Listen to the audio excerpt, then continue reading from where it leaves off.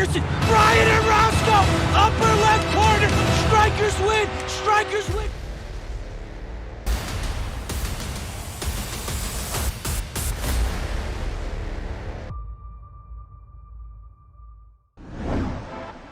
Across the nation, MASL players are giving back, utilizing their professional power to touch and inspire people in their local communities nationwide.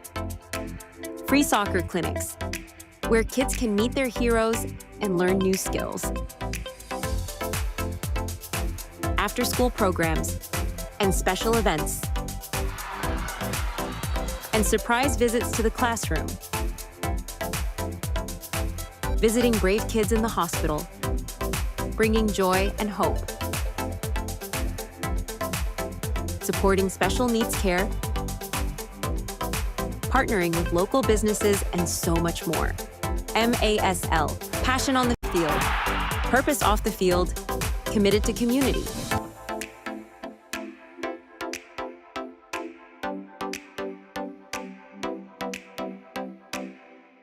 Hello and welcome to beautiful Toyota Arena in Ontario, California for a presentation of the Major Arena Soccer League on Amazon Prime and MASL TV. Tonight, the Empire Fury host the 16-time Lords of Indoor San Diego Sockers. With playoff implications on the line for the Fury/Strykers, this should no doubt be a competitive matchup.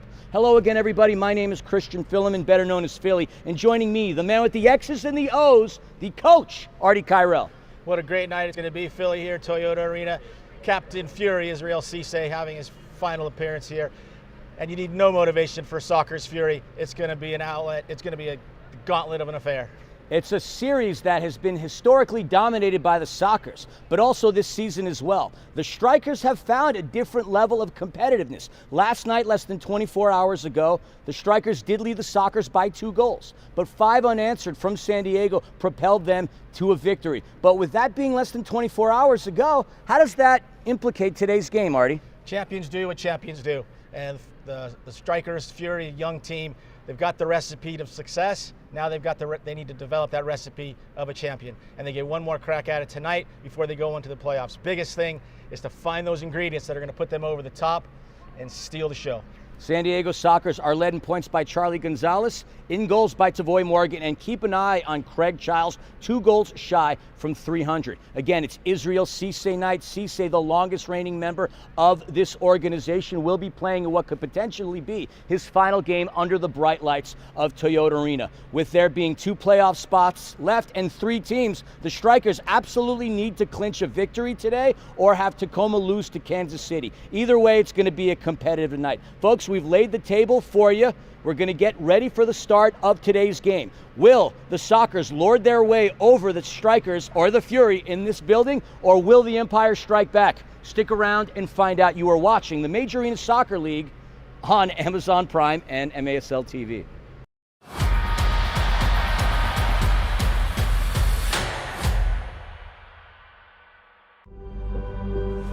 With 6 calls, runway 6 break, we're on.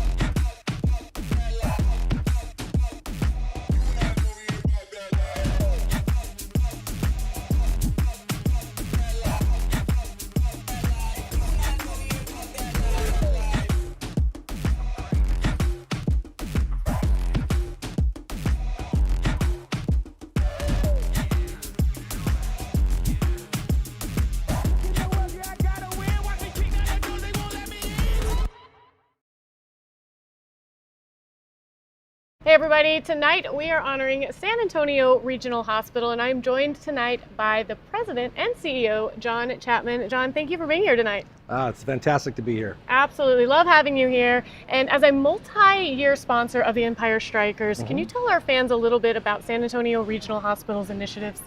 Sure. Well, we want San Antonio Regional Hospital is here for the community, much like the Strykers are. They fill a gap for entertainment, community involvement, and we like to think we do the same at San Antonio Regional. So, for instance, some of the new initiatives that are coming aboard is we're just starting a residency program that'll graduate over 20 primary care physicians per year. Wow. And as you know, in this county, this is the worst county in the state of California for the ratio of primary care to community. Oh, wow. We're going to change that. I love that so much. Now, you talked about the community. Why is it so important that you guys are participating in the community activities outside of healthcare, like this partnership with the Strykers, with your institution? Why is that so important? Well, community is more than just an emergency room. Community is about wellness. And whether a family comes in and enjoys a game, this is a quality program. They want to know that San Antonio is part of it, and we're a quality program as well. Yeah, it sounds like it. And, I can't thank you guys enough for your partnership with the Strykers. We could not do this and would not be here without you. So again, thank you so much for that. And thank you for being here today. Look forward to the game. Can't wait. Let's do it. All right.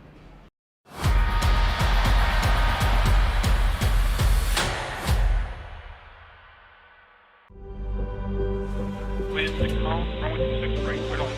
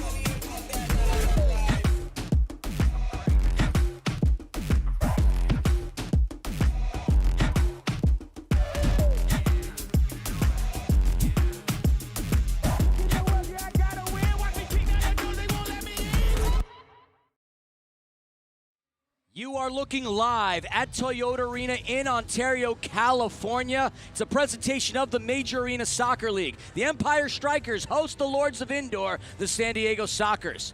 And speaking of the Major Arena Soccer League, the MASL is proud to welcome you to MASL Soccer on MASL TV.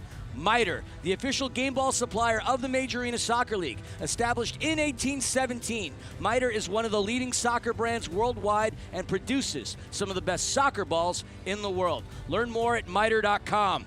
And we can't forget about Capelli. Capelli Sport is the official and exclusive preferred uniform and apparel provider of the Major Arena Soccer League. The all-new MASL fan store will be launching soon. Folks, my name's Christian Filliman. I'm joined by Artie Kyrell. We're going to take a quick break. When we come back, we're going to get down to the business of indoor soccer, folks. Playoff implications on the line. The Sockers taking on the Fury, and we'll be back in a moment.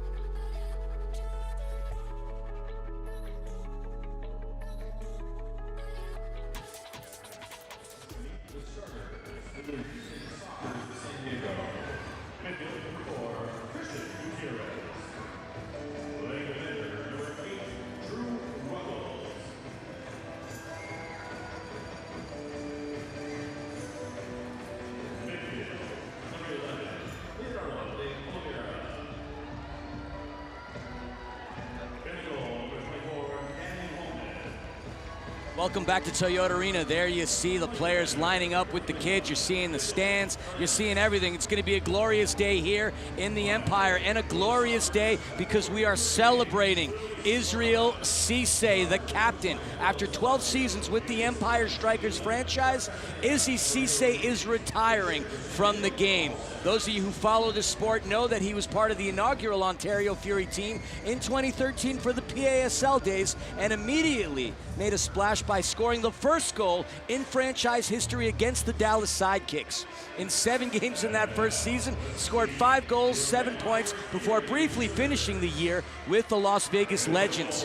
Returning for the Fury's first season in the newly rebranded MASL, and he's been part of this franchise ever since. 204 regular season games, 62 goals, 108 points, 12 playoff games with 2 goals and 6 points there.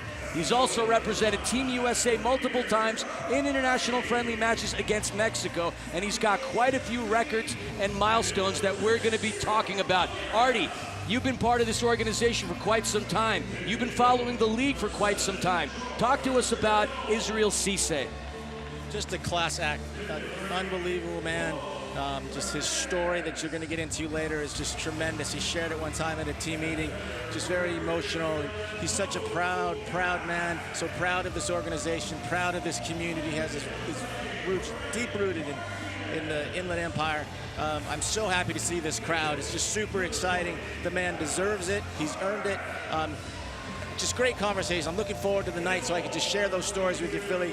Just on the bus every time, always asking questions. Even though he had a tremendous career, he was always asking questions all the way. He's probably asking questions today. Asking questions indeed, although he didn't have time to see the videotape film that head coach Anu Abbasi was showing because he was too busy getting interviewed by us and getting interviewed by Panda and everybody. I mean, it's a big day for him and a very big day for the Empire Strikers as they quickly go back to the retro era.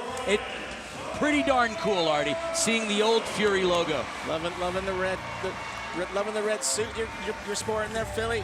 It's just exciting. It was great to hear the old Fury song before the game, just bopping away. Great times. I tell you, from a selfish perspective, I'm kind of glad that we went to the retro night because there's only so many suits that you can find in the color purple, Artie. I bring out the red out of retirement, rocking the red Air Jordans. It's going to be a fun one. Now, getting into this game, both these two teams, they played each other less than 24 hours ago. Obviously, this is a game that means more to the Empire than it does to the San Diego Sockers. They've clinched. The Empire is still on the outside looking in, and by what we're seeing with the scoreline between Tacoma and Kansas City, Tacoma's not going to make it easy for the Empire to clinch. No, they're not going to make it easy, and I don't, this is a rivalry, Philly. There was some emotions going deep last night. It's going to definitely carry over into today. Neither franchise wants to acquiesce to either one, and that's what makes this rivalry beauty. This crowd, it's just going to be awesome because, front wave, here's Toyota Arena. Yeah, you're not kidding. It's pretty loud in here. And just even walking around the concourse 10 minutes ago, there were still people piling to get in. I know 7,000 tickets were distributed. The record for an indoor game here at Toyota Arena was for a USA-Mexico game. And if you're hearing the crowd through your speakers, that's because the captain, wearing the captain's armband, getting the start tonight, Israel Cisse. And Artie just looking down on him. Sometimes it's hard to recognize him without the dreads. The dreads made it, but Israel Cisse, number 23 on the field, but number 1 in terms of this franchise in so many categories. So many categories. Just a mentor, a young mentor to all these young players. His experience and his humility, just his humility is just tremendous. So happy for him. Here's the question, Philly, is Cisse going to bang in a toe banger tonight? He's famous for those.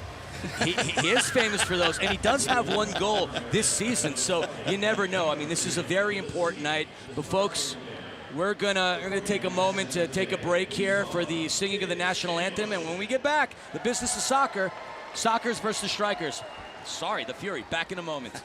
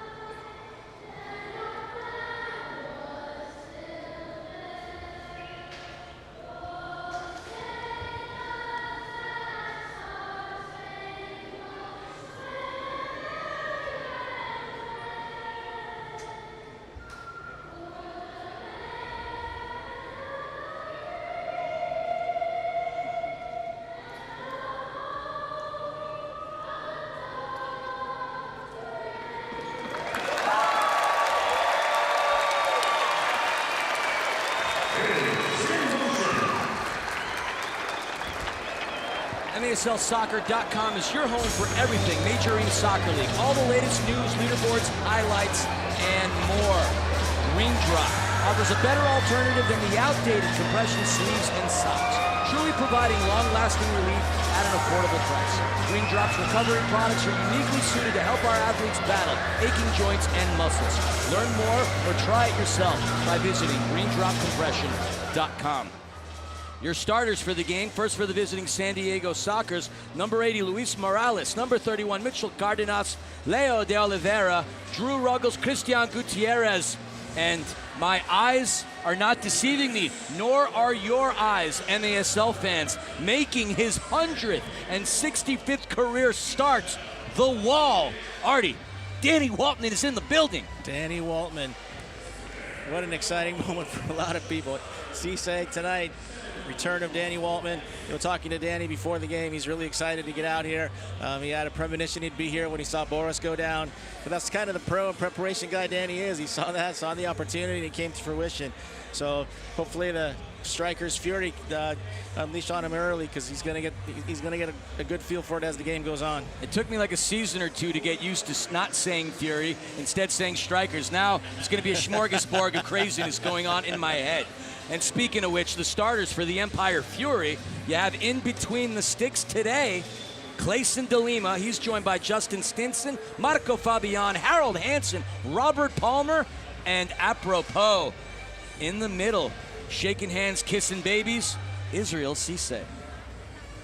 Now, rust versus rest isn't anything that's going to apply to either team. A very competitive match, and they've been very competitive historically. But this season in particular, Artie, the back and forth between the Strykers and the Sockers has been interesting. And anytime that the Strykers would seem to get any kind of an edge, it's as if San Diego would flip a switch and go, nah. Hold my drink and watch this. And then 5 unanswered goals just the other night. I mean, they came through aggressively. A team filled with so many veterans and now a sprinkle of talent. It was amazing how many goals they rattled off in the fourth quarter last night.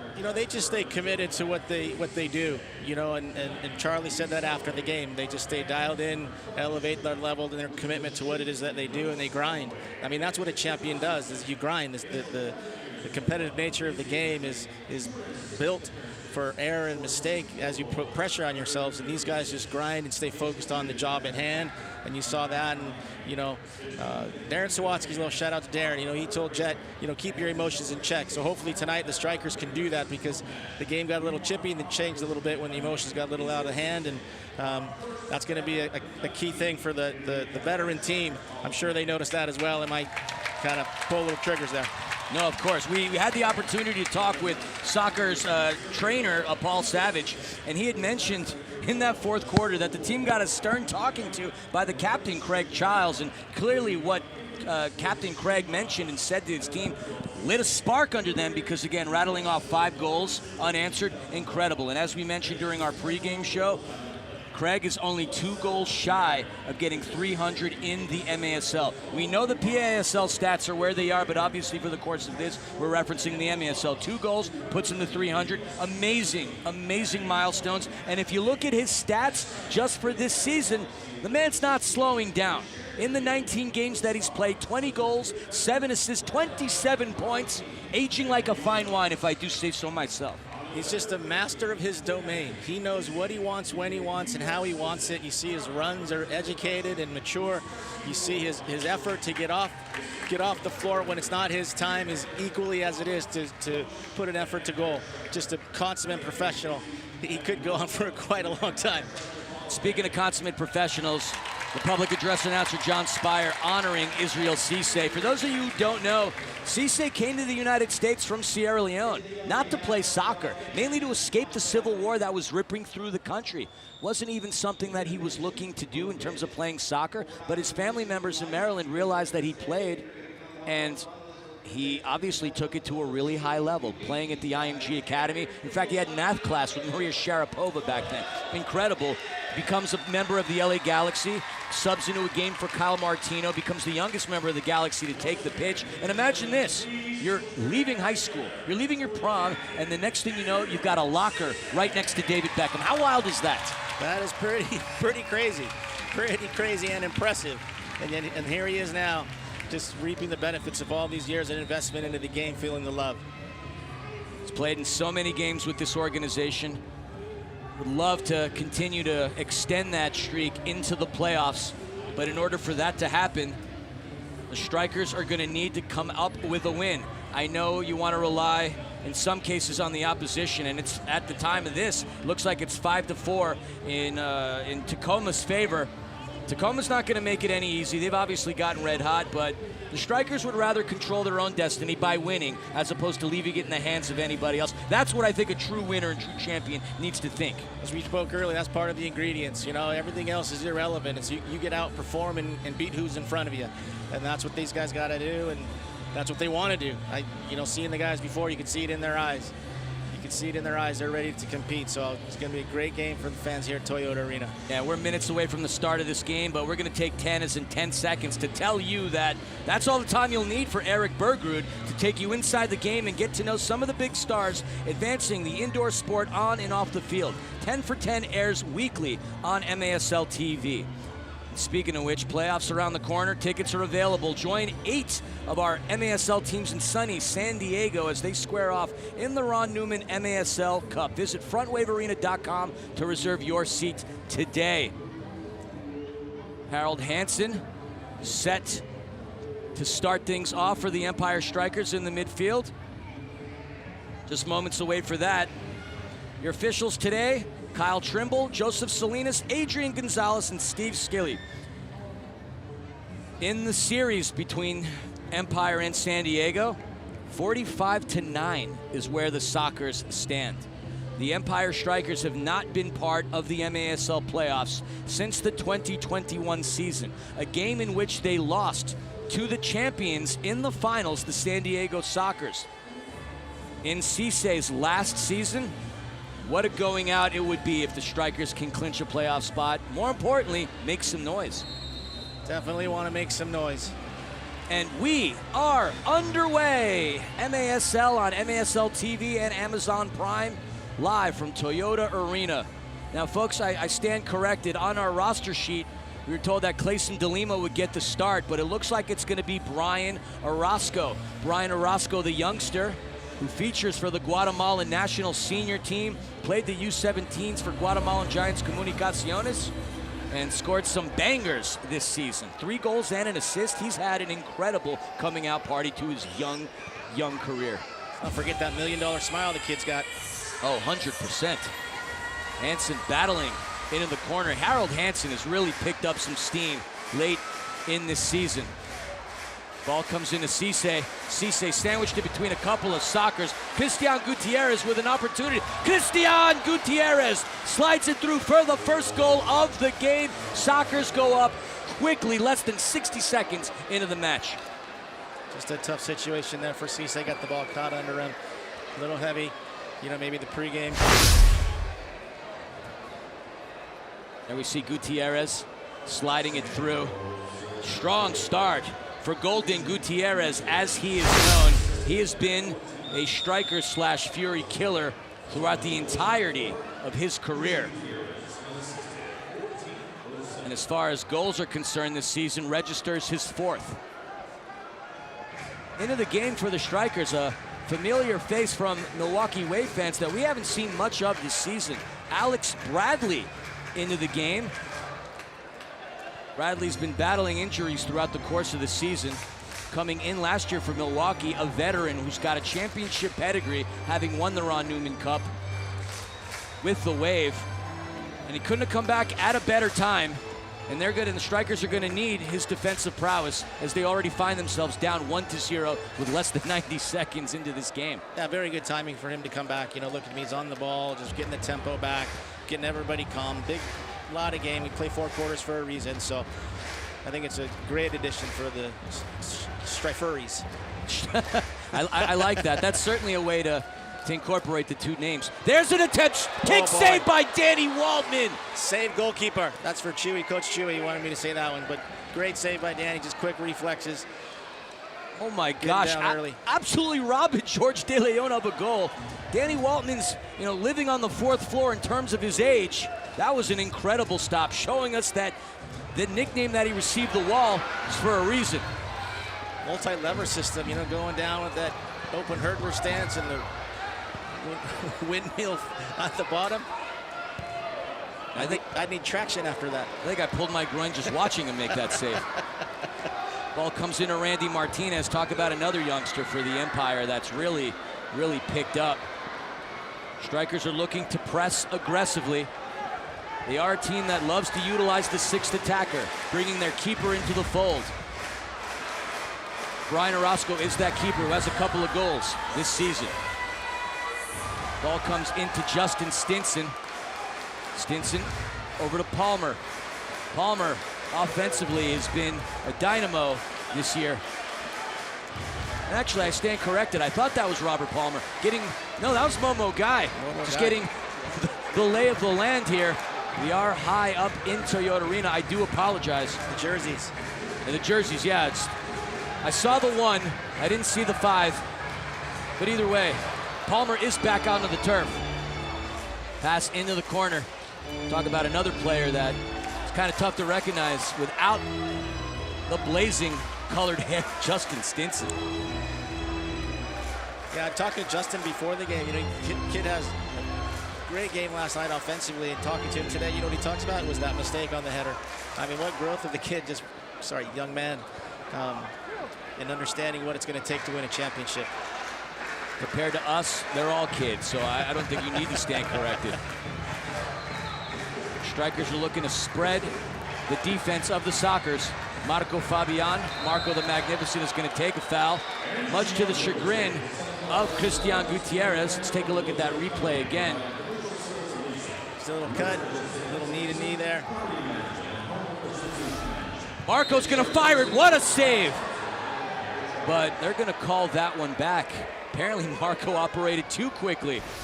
No, he was feeling kind of froggy. He hopped from one lily pad to another, but impressive, though, is the reaction by Danny Waltman. Yeah, Marco was going with that drag race start. And he kicks it into a wall. Oh, boy. Fabian's going to get called for the foul on the other side in the midfield. That's 2 feet away from a blue card right there, so lucky for Marco. There we see Craig Childs wearing the captain's armband for the San Diego Sockers. Between Childs and Cisse, that's a lot of games in indoor soccer. A lot of memories. Imagine. They could tell stories for days, if not weeks.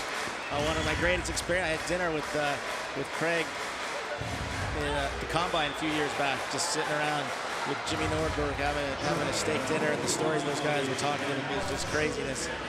So I mean, that's one of the greatest things that Cisse is going to take with him. It's just all the stories he has with these young men, and you know, the mentoring, and just, that's what keeps you going. And we officially have a final score. Tacoma beats Kansas City 5-4. So the Empire will need to win this game if they look to clinch. Still got another game ahead of them. So they'll be heading to the Dallas to take on the Sidekicks next week. But we're not worried about that so much as we're worried about the game today.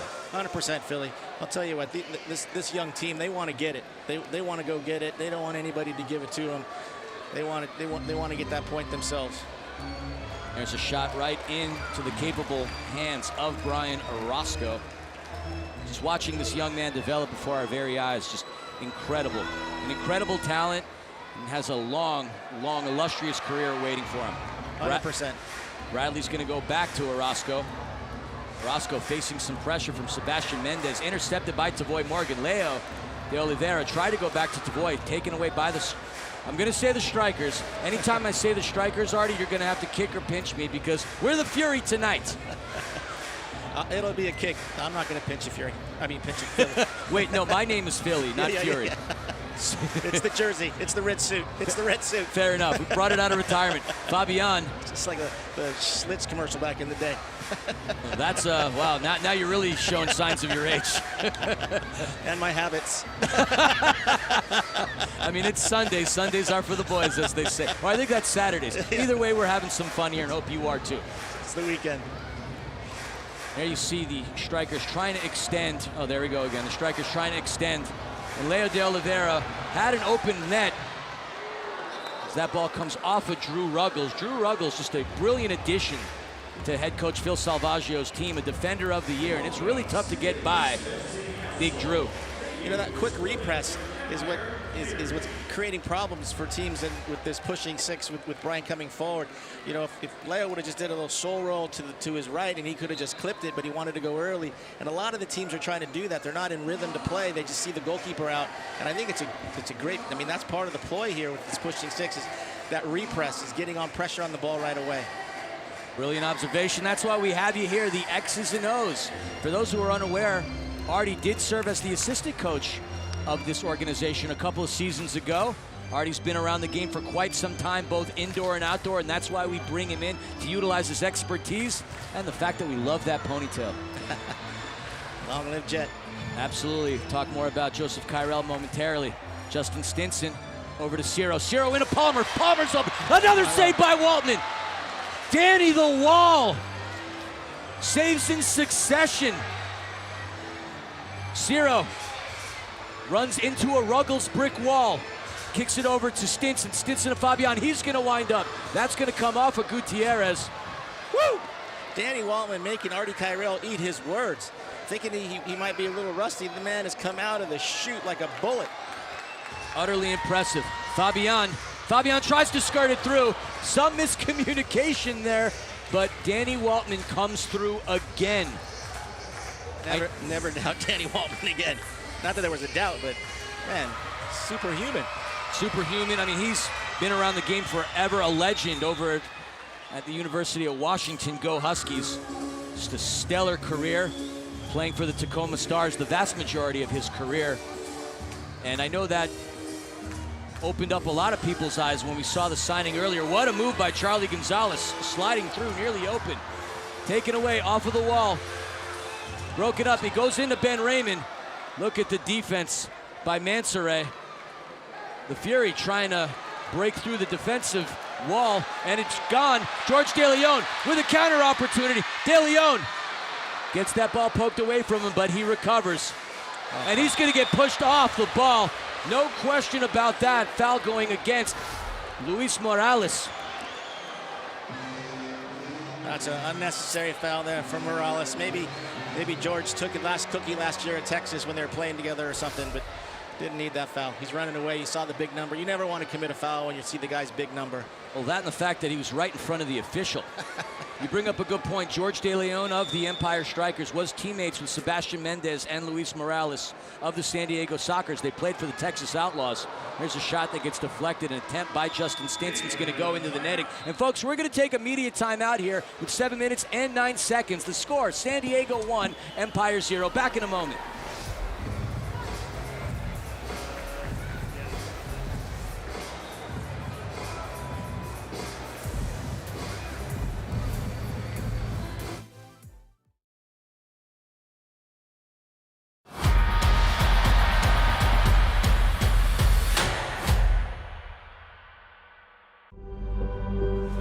With the call, runway 6 right, clear to land.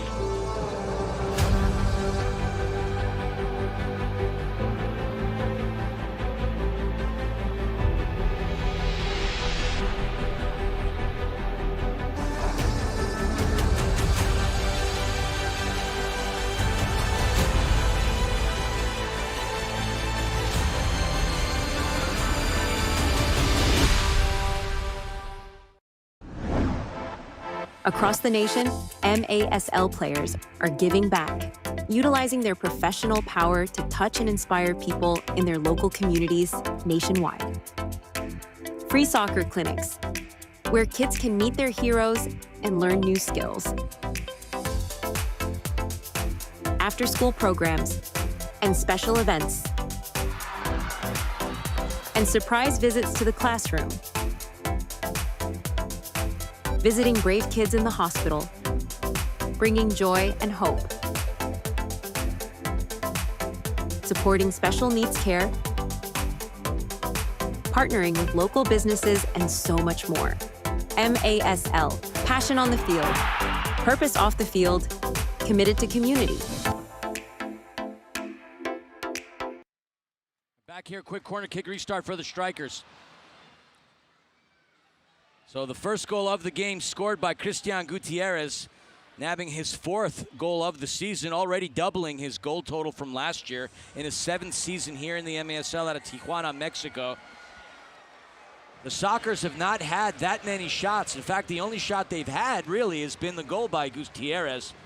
The Fury with 7 shots to begin this game, and Danny Waltman has been on a tear, making save after save already. Fabian clearing the yellow line, 6 minutes 33 remaining here in this first quarter. See the Strykers just building the house, being patient, getting behind the ball. Palmer's shot just above the crossbar. Talk about another player that's been keen offensively. Robert Palmer, really known for his defensive abilities, but he's leading the Strykers/Fury in assists, and he's really scoring a lot of goals too. Strykers working out of the back for a good portion of their offense this season. There you see the fancy footwork from Brian Orozco getting out of trouble. Picked up by Ben Raymond. He's going to go to Waltman. Over the head of Cardenas as Palmer's going to recover. Simple clearance from Danny there. Now they'll just build the house again as the Strykers are going to kind of push the build. Brian Orozco comes off. In comes Clayson DeLima. DeLima, a former MASL goalkeeper of the year.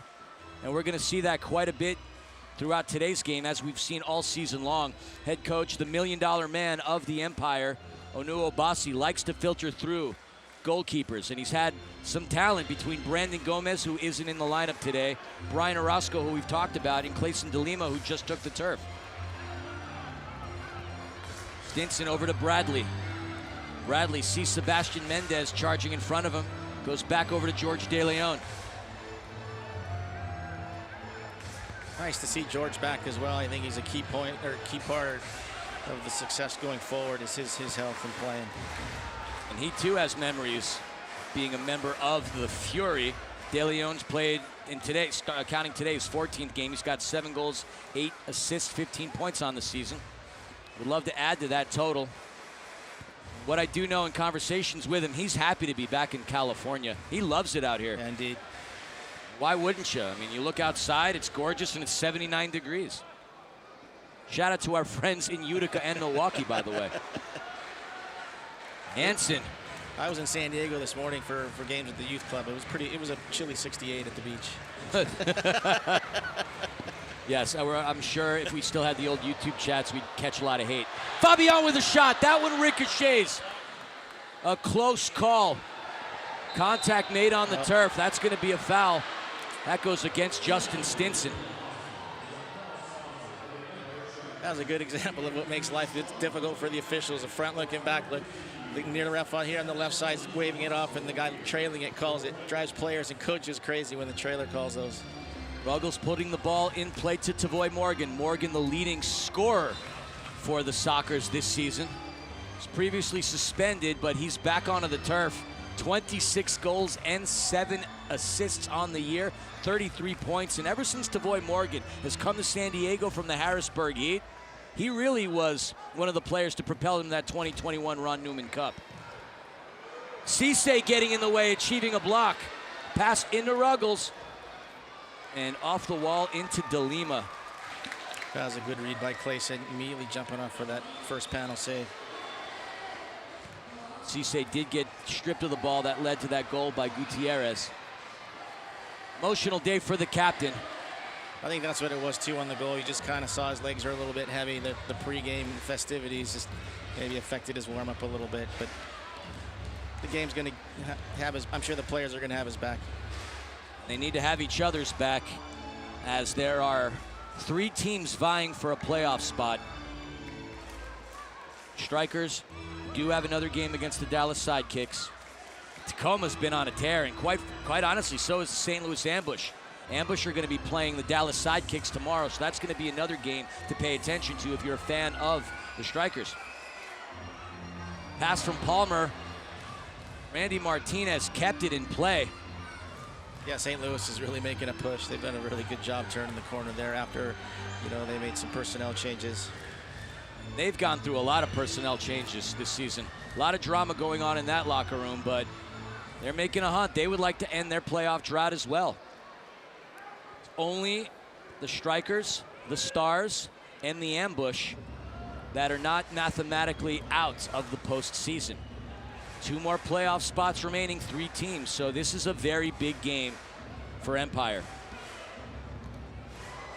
That one deflects. A sprint to the ball.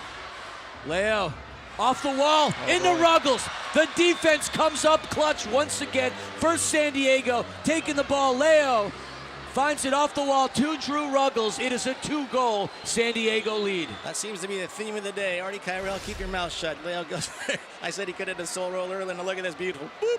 There it is. Thank you, says Drew Ruggles. A Wallace Scora, and what that is for you folks that are unaware, off the wall leading to a one-timer, and we've seen a lot of Wallace scores. That didn't need all the peppering off the wall itself, but it clearly led to a Scora for Ruggles. And it was clearly orchestrated. I mean, Leo saw Ruggles run, and it was easy. I can't play him on the invert, so I'm just going to go indirect. Wallace score. Yeah, just beautiful. Leo, a pass master on a number of occasions, nabbing his 17th assist of the season, his 20th point. For Ruggles, 11 goals now this campaign. Strykers find themselves down by 2 with 2 minutes remaining here in the first. Orozco back into the game. He's going to go into that corner to George De Leon. De Leon connects with Stinson. Stinson back over to Bradley. I know Alex Bradley is beyond thrilled to get back into this lineup. Must have been frustrating for him having to sit on the outside looking in. He's a gamer. He likes to play. He is a rough and tumble, rugged kind of guy in his first season in Empire, 7th in the league. He's a player that's traveled around quite a bit. Out of Milton Keynes, England. An interesting story. Youth career over at Watford, MK Dons, Luton, to name a couple. Had his mom in town a couple of weeks ago, too, so she gets to see her young man play now. I'm sure she was missing the weather in Milton Keynes, England, being here in Southern California.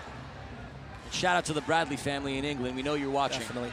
That's just awesome when you see, you know, he's not a young pro, but here he is with his mom showing her around the arena like it's his first season, and his mom was just eating it up. It was such a wonderful moment to watch. I don't know Bradley very well, but it was just warmed my heart to see the purity of the game and the love of playing.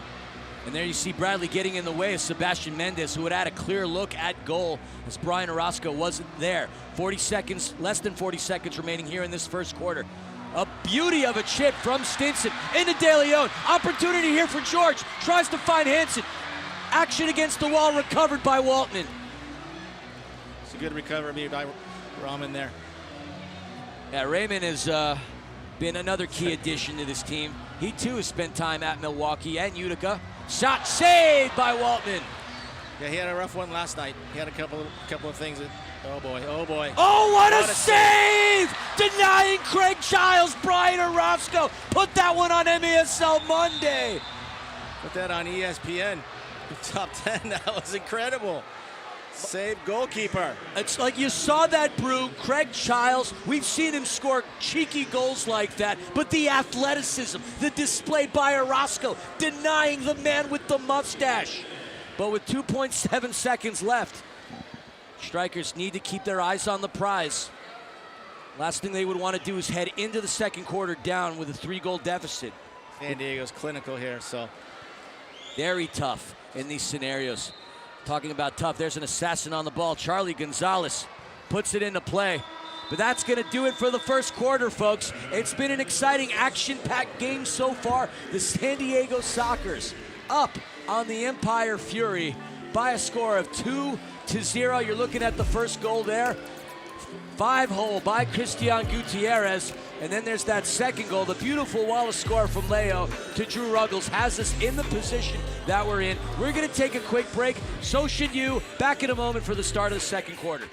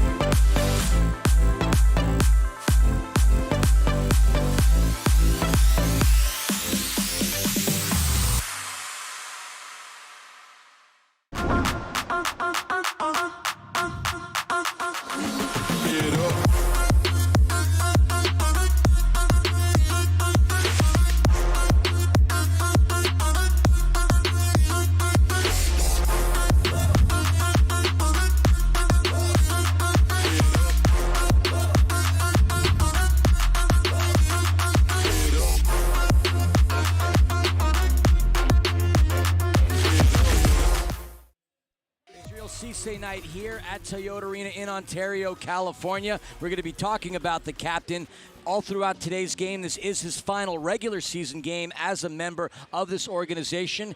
If this Strykers team can find their way into the championship game, that could be the next time that we see CSA here. But a long road ahead of Empire, as they still do need to clinch a playoff spot.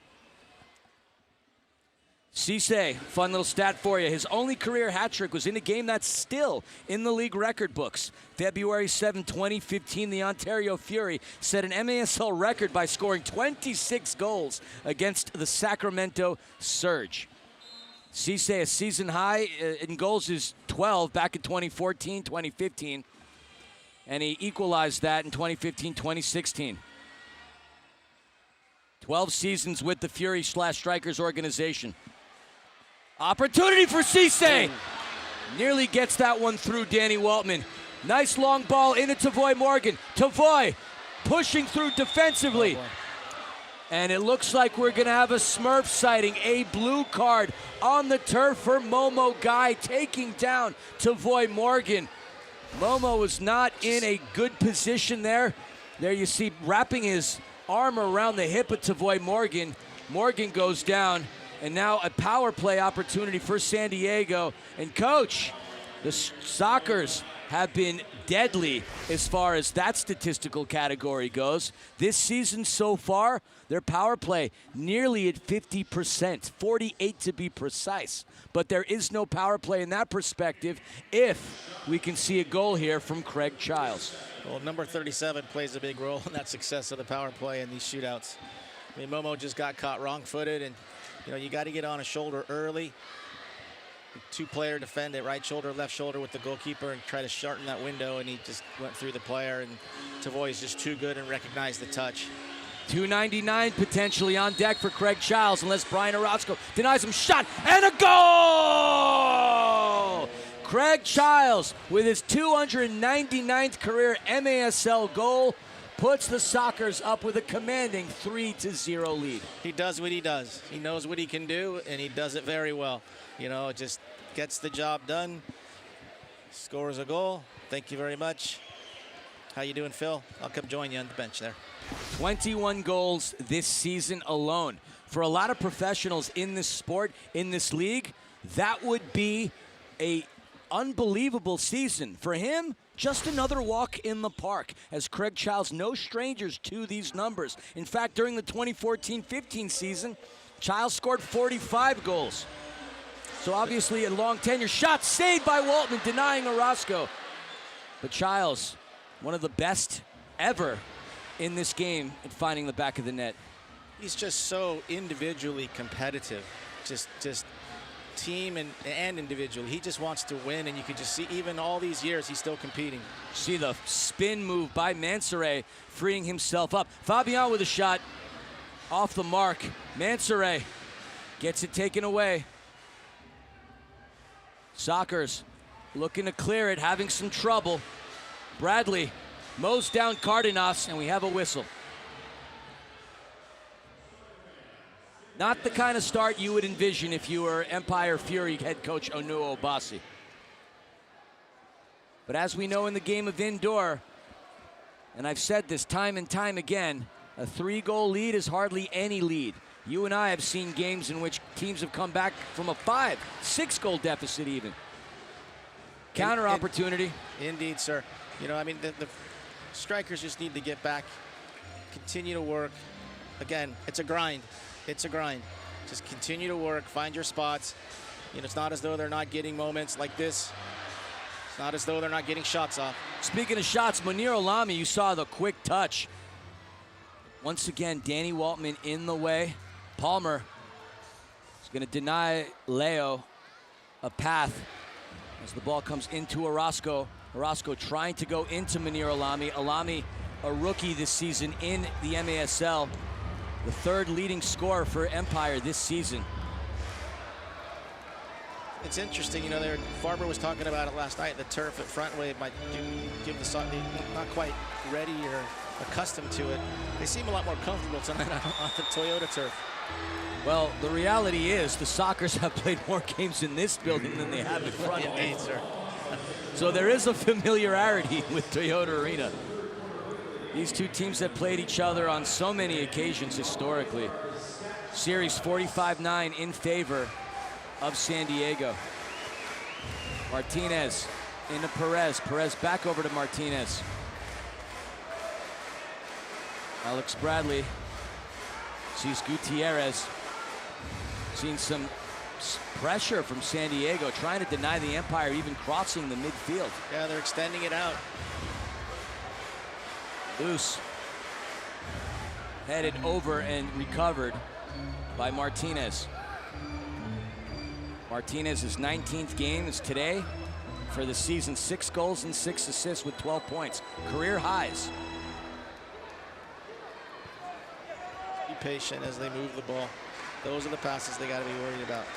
Those are the passes that Gutierrez jumps.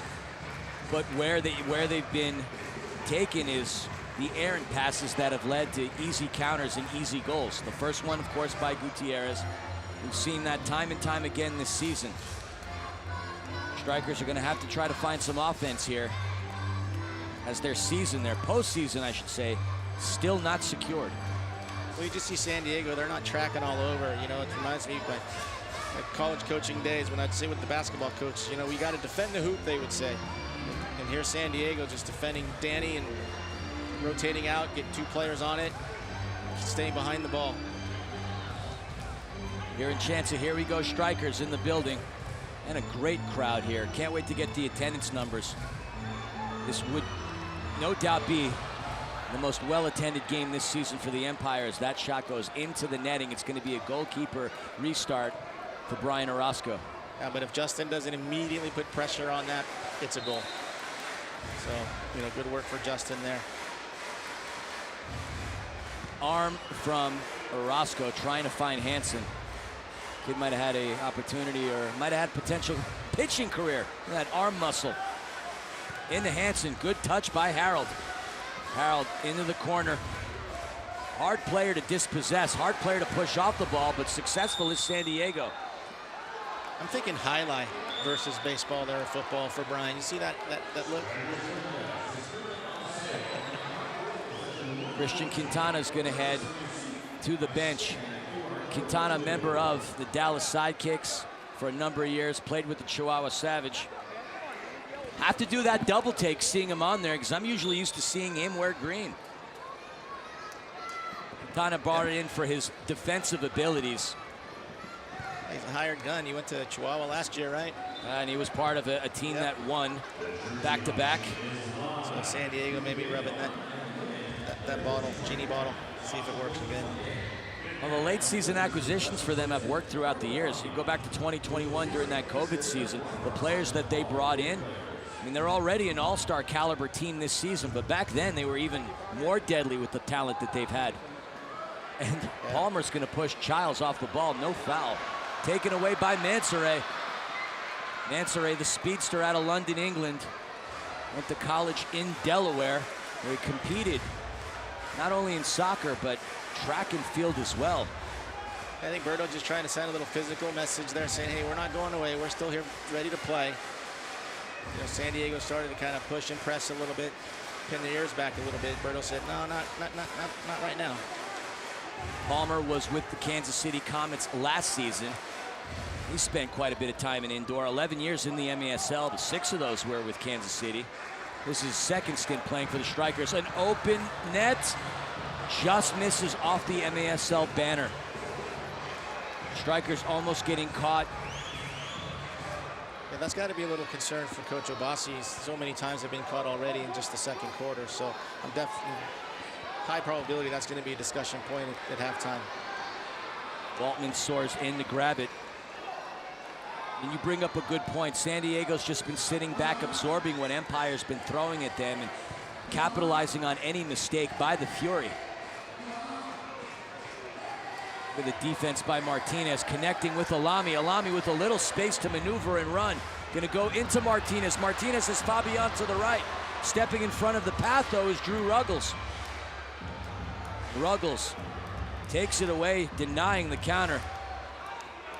Palmer is gonna boot it back to Orozco. I think Phil had his challenge flag ready to pull if something would have happened there. Changing in the rules with the challenge flag. If the challenge flag gets thrown and the challenge wins, the team who threw it gets to keep their challenge, which is a nice rule change, I will say. Shot. Another save by Walton. And Walton had 5 saves in the first quarter alone. Clearly the more tested keeper. No rust there. The pass comes in to Childs. Bradley gets in the way. See what I'm saying about Childs and competing? Look at him. Just wants to win. Pass comes in. And there's an example of why Quintana was brought in. Mansoure with a shot. Look at the defense by Quintana. Big body. Big body indeed. Even from our angle, it looks like the man's built out of rock. Hate to say what you and I are built out of these days. Orozco over to Palmer.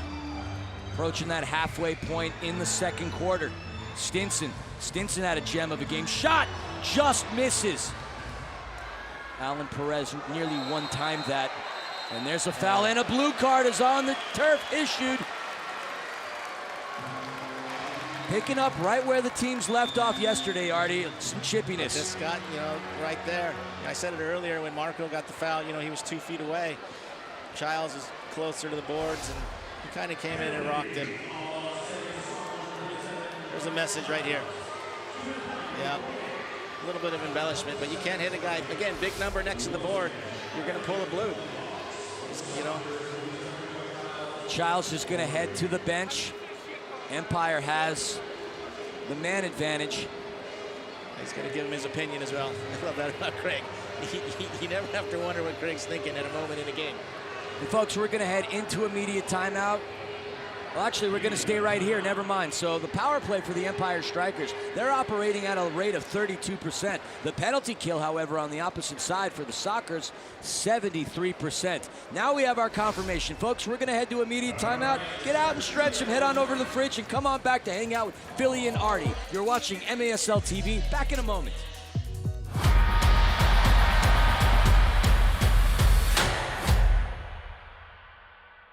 The wait is over. The 2025 MASL season is here. Bigger and better than ever. Get ready for high-speed action, jaw-dropping goals, and fierce competition as your favorite teams battle it out on the field. With intense rivalries, unforgettable moments, and new stars rising, the MASL delivers excitement every week. Get your tickets now and be part of the excitement. Because this season, the action is non-stop. Are you looking for inspiration? The FYI podcast delivers stories of inspiring individuals like the Strykers, Marco Fabian, Momo, and their remarkable personal journeys. Because you're going to see people from all parts of life. They're us, everyday people facing everyday obstacles, and how they overcome them is a blueprint for all of us to learn from. If you want to be inspired, subscribe to the FYI podcast. Indoor soccer fans, it's time to unleash a giant leap for fandom. Introducing MASL Indoor Soccer Fantasy Football. Build your dream team, invite your friends, and create your own draft league, all for free. Draft and trade players and win bragging rights as your team dominates the league. With MASLI Football, you're not just a fan, you're part of the action. Go to MASLI Football to sign up, get started, and play.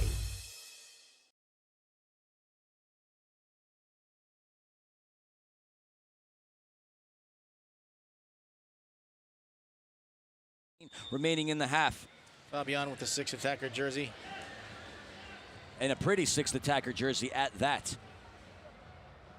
Strykers going to the Fury logo. And if you want to pick up one of these jerseys, head to LiveSource, the app. You could bid on a Philly jersey. Heck, you could bid on a Panda jersey. And Artie, Panda's jerseys are going for the most. There's a shot by Alavi. And another save! Danny Waltman! Where the heck have you been? How he hasn't played in a season and change and still making those saves defies expectation and logic. Another attempt. Gardinas gets in the way. He's testing the theory of reminiscence, Philly. It's what it is. He's a He's an experiment of theory reminiscence. Can't deny that hair. Waltman just utterly impressive. I sort of tested theory of reminiscence when I'm thinking about hair. It's funny, the older you get. Shot by De Leon, just off the mark. Over to Stinson. And that's going to come out of play. I think it comes off of Pee Wee Ortega. Luis Pee Wee Ortega's nickname. Talk about, losing hair where you want it, gaining hair in places you don't need it. Who needs hair in their ear? Some of the oddest places. Top of the arc restart for the Strykers. They've been very effective in this position as Palmer has his options. Alami to the right. That could be the play. De Leon over to the far. Fabian, though, another save by Waltman. Alami back over to Palmer. You don't nickname him the wall for no reason. Shot by Stinson. Does that go? The header just above the crossbar. That was so close at going through. And the official is going to call a timeout. They're going to do a review. Let's take a look at this replay. There we see Stinson. Looked like it came off Alami. There we see the overhead camera. Stinson fires it. Ooh. Does not completely cross the line. Ooh. And the official, undeniably not crossing through the line, unless my old eyes are getting the better. Oh, I don't know. It extends up, so. Let's see if we can catch it from another angle. That's not going to get any more brilliant than that. And shout out to our production staff for keeping the cameras in these positions. Those Wimbledon sensors. The Wimbledon sensors, indeed.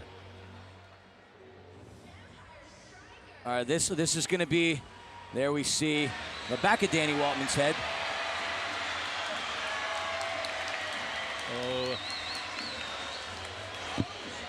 That's still so close. I don't think so, because the line extends up. The line. That does look pretty good, but it still looks like there's a portion of the ball on that white line. Yeah. We're hearing the crowd roar, not because the goal was called successful, but because they're just getting excited. So referees are going to have a quick conference. Yeah. No goal. No goal. Yeah, that's a tough one. It's not. The ball clearly bounces inside, but the line extends up. The ball must clearly completely cross the line, and there was nothing, not inconclusive. Well, folks, you might be able to catch this one once again on MASL Monday, every Monday night on MASL TV and on CBS Sports Golazo Network. Alex Bostjavansky and Phil Ivanko are joined each week by special guests from across the league to recap the weekend's games and discuss the league's hot topics. That potentially could be a hot topic. We'll highlight this again when we do the under review read. Fabian into Alami. Alami out of Morocco, played in the Moroccan top flight. Also with the Moroccan youth national team. Third leading weapon for Onuo Bassi this season to go along with Marco Fabian and Justin Stinson. These two players have found a lot of chemistry with one another over the past 2 seasons. And Justin Stinson having an incredible year in his own right. I know a lot of the talk with the Strykers is Fabian, but Stinson, one of the best talents that this league has. Palmer thought about firing the canyon, goes to Fabian, who does! And that comes off of Mansoret, but Waltman, those cat-like reflexes, just undeniable. Undeniable. And he tries to connect with Gutierrez, but launches that one into the crowd. And that's going to come back. 5 minutes and 18 remaining here in the second quarter. And about 2 seconds left on this power play. Craig Childs came out of the penalty box. He's going to head back in, being instructed by the official to go back and serve his 2-second suspension. Always pushing the envelope, that guy. I'd do the same thing if I were him. So 2 seconds within the penalty kill. Sockers have been extremely successful there. Into Stinson shot. Justin! Stinson stings the Sockers with the first goal of the game. for the Fury. Artie, walk us through. Just simple execution. Just look at the quality of the roll of this pass. That's the key thing right there. Allows Justin to come up, plant, and strike it just clean. Look at this. Smooth. Get tucked in. The pass from Palmer, threaded through by Stinson. Justin, 27th goal of the season for Palmer, his 17th assist. The lead cut to 2. And that's going to get this crowd really into this. Luis Morales tried to chip that through. Luis Morales, a very talented goal scorer. Not going to get past Brian Orozco that easy. Hansen getting through Quintana. Hansen fires it, but off of the feet of Leo. Less than 5 minutes remaining here in the quarter. Got ourselves a ball game here, 3-1. A little bit of a surge of emotion here for the Strykers. You can feel it. Crowd wants to get involved. Oliveira goes through. Couple of Oliveras on both sides of the turf, Leo and Ciro, so we're going to refer to them by their first names from here on out. The pass from Leo into Quintana. I think the key thing on that goal, Philly, again, was just the quality of Berto's pass. I mean, for all the young players out there, you know, the pass that you give your teammate, the quality of it indicates or dictates the quality of their next touch. Morales muscling his way through Randy Martinez, but going right to Orozco. Yes, Robert Palmer just has found another level this season. And Quintana and Hansen collide as Hansen goes down to the ground. Those are two very big, strong, strapping young gentlemen. Looks like he took an elbow to the dome. And of course, that wasn't anything malicious. But when you have two big bodies colliding like that, that's going to hurt. Yeah, I think Quintana went in pretty strong. I mean, those, like you said, two big bodies. They want to say, who's the dominant one? Real quick, I just want to acknowledge the mistake I made, and I do make several of them, as my lovely wife Amanda the Panda Filliman likes to say. I did mention that the Sidekicks are going to play the ambush on Monday. Shout out to Matt Pruitt, who let me know that it's Tuesday. The game was moved, so apologies for the miscommunication. Ambush play the Sidekicks at 8 p.m. Eastern Standard on Tuesday, not tomorrow. That's exciting for me because I'm calling that game. I get a day off. I thought I was going to have to call 4 straight this weekend. Wow. Busy man. Yes, a man of many broadcasts, many talents. But as are you, Coach, taking time from coaching. You were in San Diego earlier today doing what you excel at, which is having a clipboard in your hand, a whistle, and screaming and yelling. You know, we all have the things that we like to master. Taken away by Bradley, recovered by Mendez. Look at the poke away by Perez. And Mendez tried to shred that through into Orozco. Orozco's going to roll it into Alami. Mighty Munir pulls up, goes back over to Palmer. Palmer connects with Stinson. Stinson, the lone goal scorer for the Strykers today. I've said Strykers way too many times on Fury nights. Either way, 3-1 the score with 2:49 remaining in the second quarter. The pass from Orozco into Perez. Perez runs into a Quintana wall. And that's a boarding foul, no question about it. The blue card, Tarjeta Azul, is out in full effect. We're hearing the Dragnet jingle playing on the speakers. Once again, big number. Oh, not on Quintana, my mistake. Pee-wee. That's on Ortega. Just unnecessary, you know, you see the big number, you got to have a little bit more discipline. I mean, he's just a veteran, thought he could sneak in, but unfortunately caught him. Well, in front of the officials or ever so close to them, it's going to be hard to fool these officials, in particular Kyle Trimble, who's seen a lot in the MASL. They all have. Salinas, Gonzalez, all of them have. And shout out to our officiating staff. They have a hard job. I can't imagine what it's like officiating this incredible sport. So fast-paced. Fabian fires it. That comes off of Ruggles. Critical moment here. He's got to have a quality power play here. The penalty kill denied the Fury the last time around. Will it come through yet again? De Leon into Alami. Alami back over to Fabian with space to fire it. He put a lot of hustle behind that muscle, but it tussled its way into the net. Corner goalkeeper restart for Waltman. Did I make you laugh? You do indeed. I tried. I was trying to be a poet, but I didn't know it, so I had to just put it away. 3-on-2 opportunity for the Strykers. Stinson fires it, saved by Waltman. That was great two-player defending. So you see there, the two players got opposite shoulders of Justin and just created a shooting window for Waltman to account for, so he doesn't have to really account for the entire goal. It's just that window of angle through the two players. They just gave it away so they could get recovery, and Justin took it early.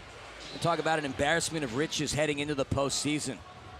If Boris Pardo comes back healthy, as he did sustain somewhat of an injury during the Kansas City Comets game, they have Pardo, one of the greatest to play. We have a quick whistle on the turf. Actually, I completely missed that one. Coach, what did you see there? I was looking at Danny. Some confusion on both sides. I think it might have been a... Yeah. There's a challenge flag that gets thrown onto the turf by Phil Salvaggio. Yeah, I wanted to go early when they got the Roberto was asking for something. Maybe it was a 4-second on the restart. So they're going to go to the monitor to see whether the challenge flag gets accepted. The thought I wanted to finish is Boris Pardo, one of the best keepers to do it. If he comes in, obviously he's going to do his thing. Xavier Snare-Williams, who's had a fine year, and then Danny Waltman. Let's take a look at what happened. Oh, you can't play Berto again. Berto had a touch before. Yeah, you couldn't play it back. And you could see the frustration in Palmer's face. Yeah, Berto doesn't mask things well when he's in that regard. And we see the replay again. The pass in from Leopoldo Polo Hernandez, former UC Riverside Highlander.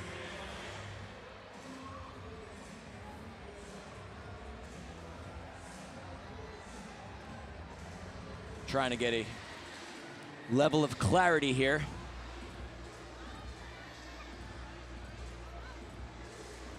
We see Brian Orozco stepping off, and then Palmer coming in wearing the 6th attacker jersey.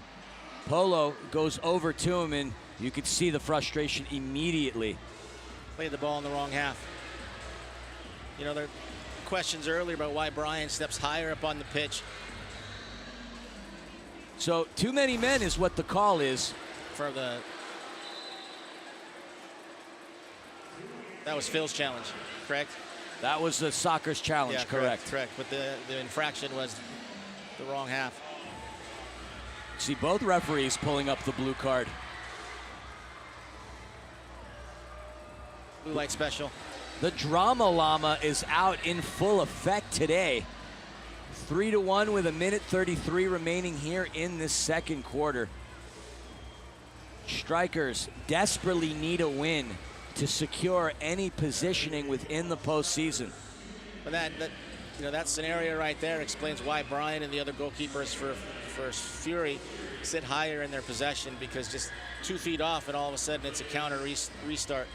So Ortega is going to head into the box, or stay in the box rather. So 4-on-4. So we have an interesting opportunity for both sides here with 1:33, 93 seconds remaining here in the half.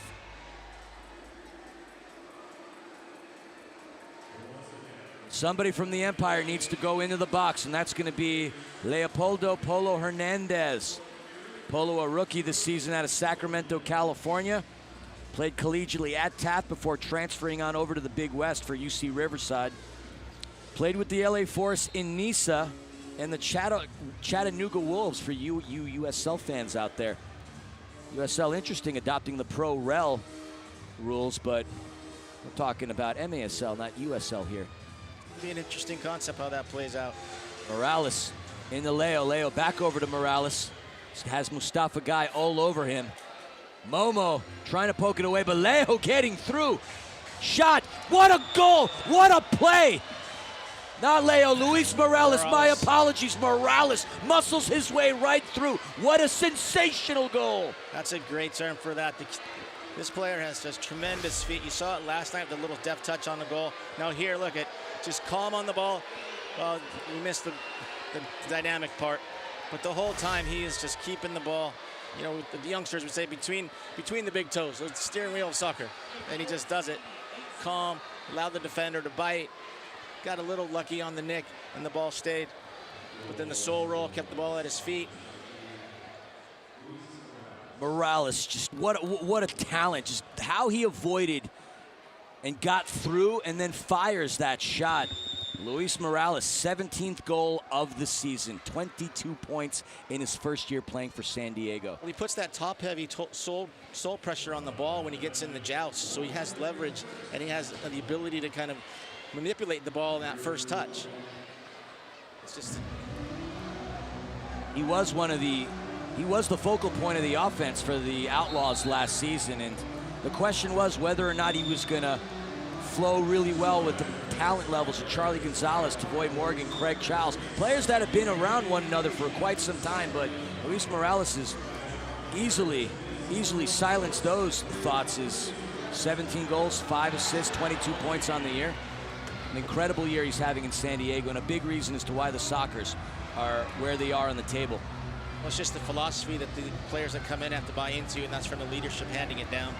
The pass from Ortega into Charlie Gonzalez, a one-time member of this franchise. 2021 was the last time he played for the Fury, and since going to San Diego has picked up a couple of championship rings. Less than 10 seconds remaining here in the half.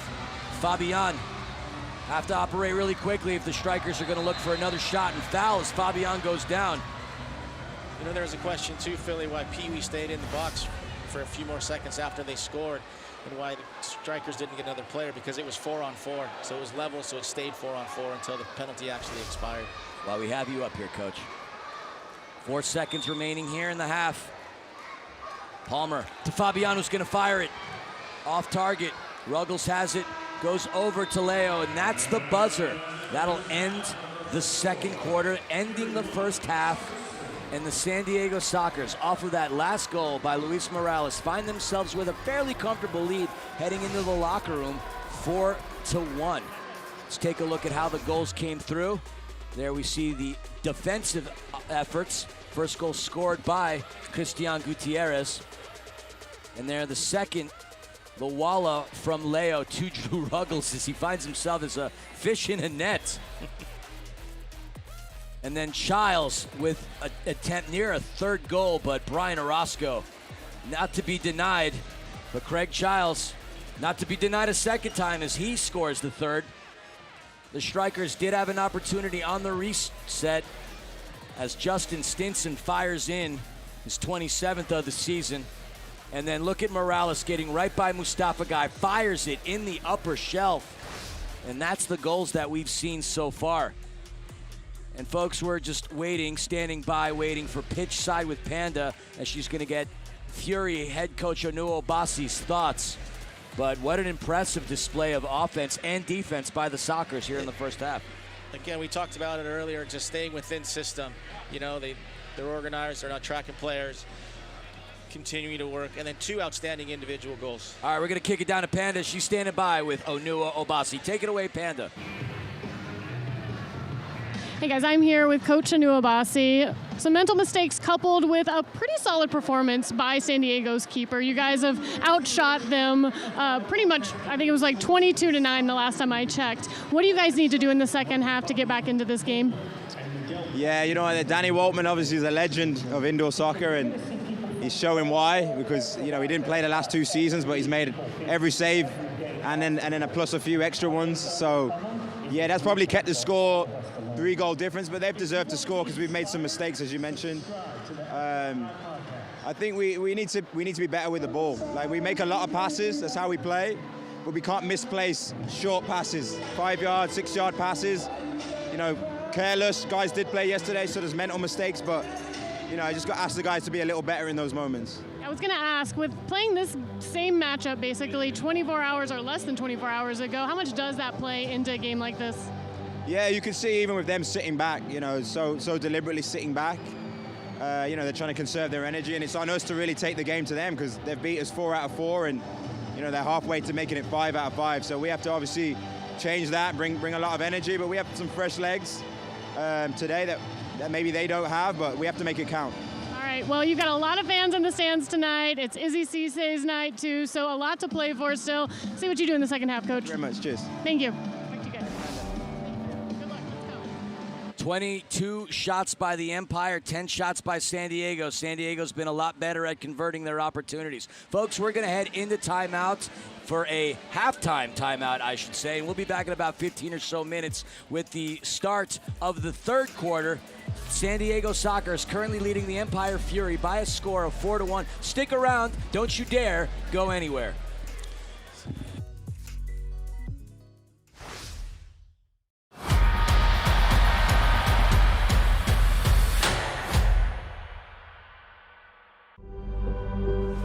With 6 calls, runway 26 right, we're on.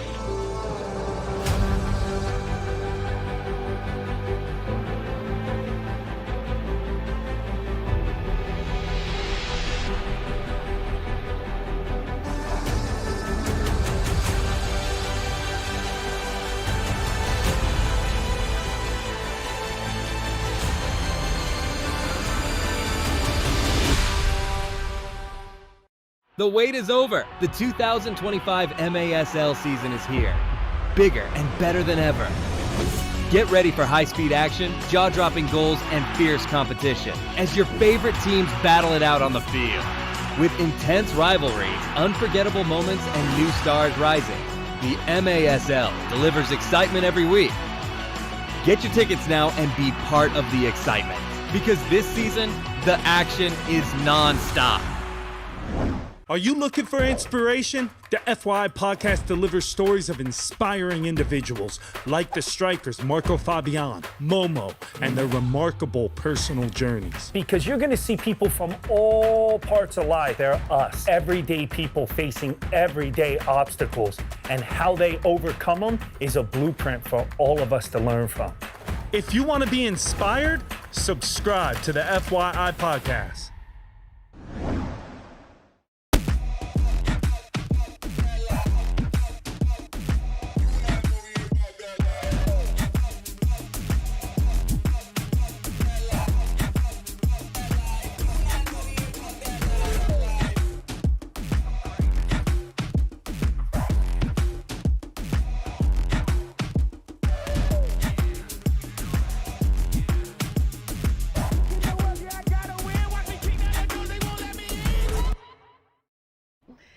I'm Amanda the Panda, joining you all from the Cathedral for the Empire Strykers, and I am joined by a man who needs no introduction himself, but he's going to get it today because, well, he deserves that. Hailing all the way from Sierra Leone and making his way to the prestigious IMG Academy, sharing a locker room with David Beckham when he played with the LA Galaxy, and then spending 11 seasons in the MASL with the Ontario Fury and Empire Strykers. I am joined by the legend himself, my captain, Izzy Cisse. How are you doing today? I'm doing good. I'm doing good. It's a good day. It's going to be a good day. I'm doing good. I'm so happy to hear that because, well, unless you're living under a rock, then everyone knows that you made an announcement to everybody that this would be your final season with the MASL and your professional soccer career in general. And after listing all those accolades that I just did, I want to know just how do you feel overall about the career you've had, and why was this the right time for you to hang up the boots? I feel good. I feel good. I think I think I've done it all. Obviously, I started playing with the Galaxy, and now I'm here with the Empire Striker, Ontario Fury. It's been an amazing run. It's been an amazing career. I'm happy. I think mentally I'm ready to let it go now. I'm just trying to take the next step of my life now. But it's been an amazing career, and I'm really, really happy. Oh, you with may where be it's at. ready, but I don't know that we are. We love seeing you out there. You are such a staple for this organization and the community. And speaking of community, I think that's one of the things about you that is just so important to you, is being able to reach out to the community and Right. be such a role model to the youth that's out there. Can you talk just a little bit about why that's so important to you? It's very important for me. You know, this game have given me everything. So for me, it's just about giving it back to the kids. I mean, that's all I can do now at this point, you know, because everything I have, everything I own, I get it from this game. So for me, it's just about giving it back. That's why I'm very, very involved with them, you know, teaching them the beautiful game. Yeah, it's just about giving it back. That's all you can do. You certainly do that, and you do such a good job. Anybody would be privileged to be able to have you as a coach and a mentor. Now, you talked about, you know, the next step.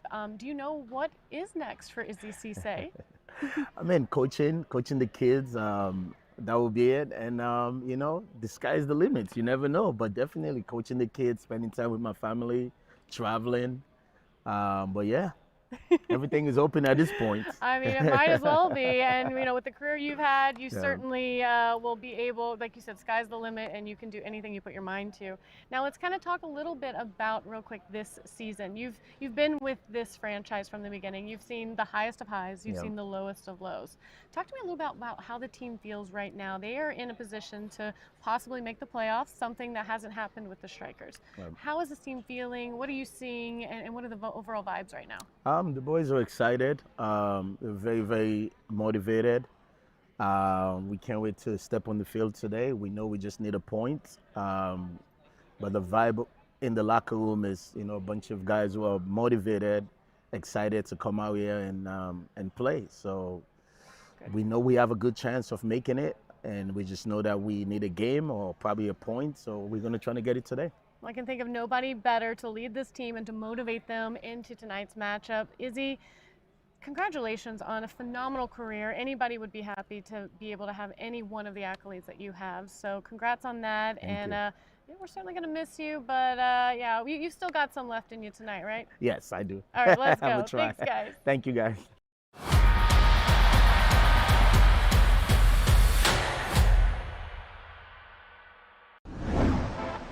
Across the nation, MASL players are giving back, utilizing their professional power to touch and inspire people in their local communities nationwide.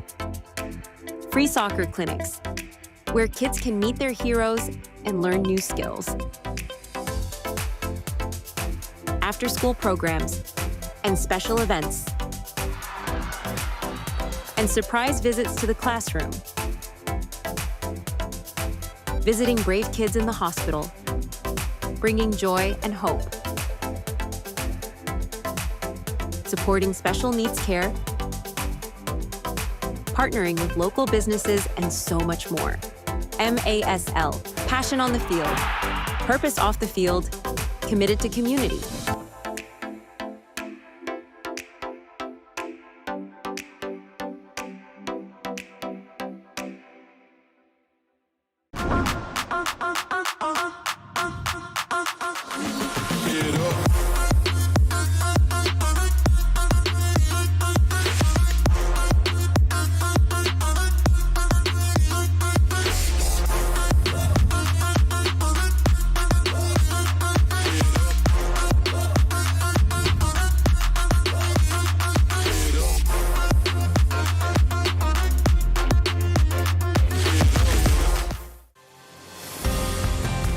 What's up, guys? My name is Ricky Ortiz. I'm a 25-year-old YouTuber with muscular dystrophy. I make videos about my life, me trying new things to get me out of my comfort zone. Today, I had the chance to join the Empire Strykers, thanks to the MASL and National Course Finding Your Inspiration podcast. From stepping onto the field to signing a one-day contract and receiving my jersey. This experience means the world to me. Today is definitely a day I'll never forget. Shoot! He scores!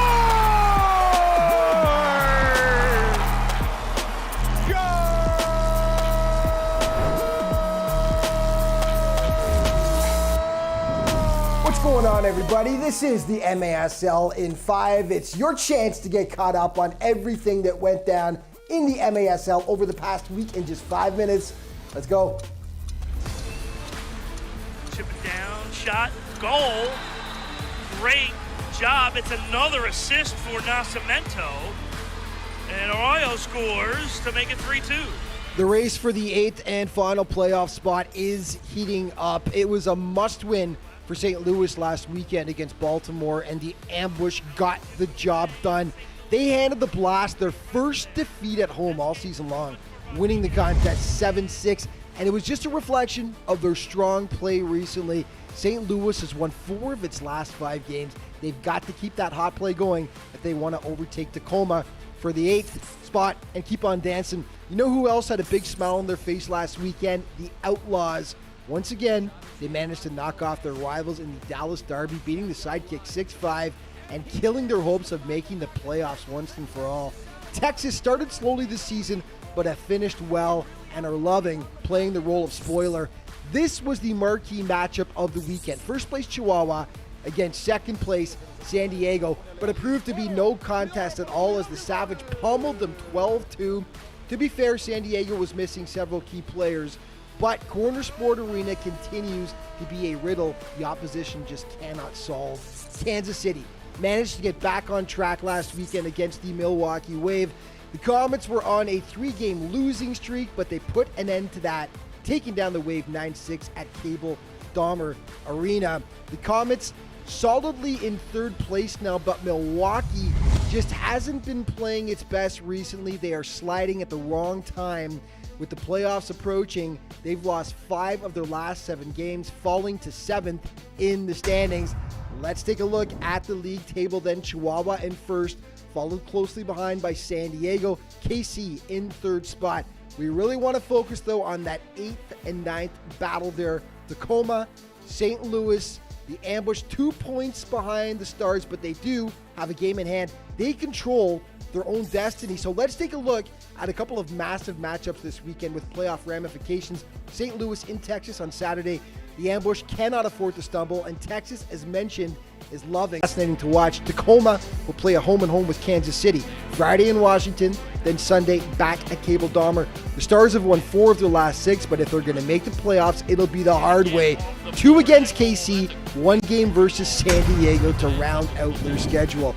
Your Green Drop players of the week: Diego Reynoso in goal for Chihuahua, then 2 Tacoma Stars. Defensively, Tyler John, and on offense, Yahir Romero. Let's start things off with Romero. Fantastic week for the Stars, who, as mentioned, cannot afford to stumble. They did not, behind his 6 points, 3 goals, and 3 assists to lead Tacoma. And his mate defensively gets the nod, Tyler John. He had 1 block, but also came through with 5 points for the Stars. And in goal, it was Reynoso getting the nod. He had 14 saves while allowing just 2 goals against San Diego. Okay, it is time now for your plays of the week. Guerrero Pino is the one, and there's a header! Oh my gosh, it's Mijatovic! Mijatovic from his defender position heads it! On the turf, Nestor with the nutmeg shot! What a gorgeous goal! Superman is back in the building, pulls the nutmeg, goes upper left corner. Finalmente le dan el córner al equipo salvaje. Aquí la pelota para Roberto! To get it up to Andorreos. Andorreos looking far post, gets it over to Ray Holloman, poked it in the middle. Ball is loose. What a save, and Willie B. Save, Willie B. Points move into that 8th playoff spot, but the Stars, Romero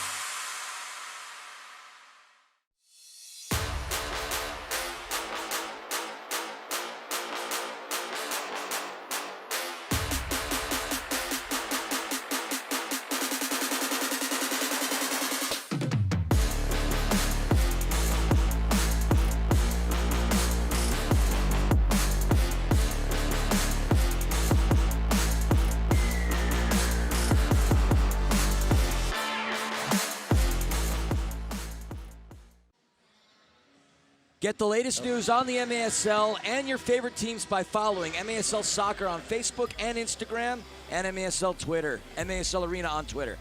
MASL TV, subscribe today to MASL TV on YouTube. You'll find game rebroadcasts, MASL shows, highlights, and more. San Antonio Regional Hospital is a proud sponsor of the Empire Strykers, keeping our community strong, healthy, and active for over 115 years. San Antonio Regional Hospital, here for life.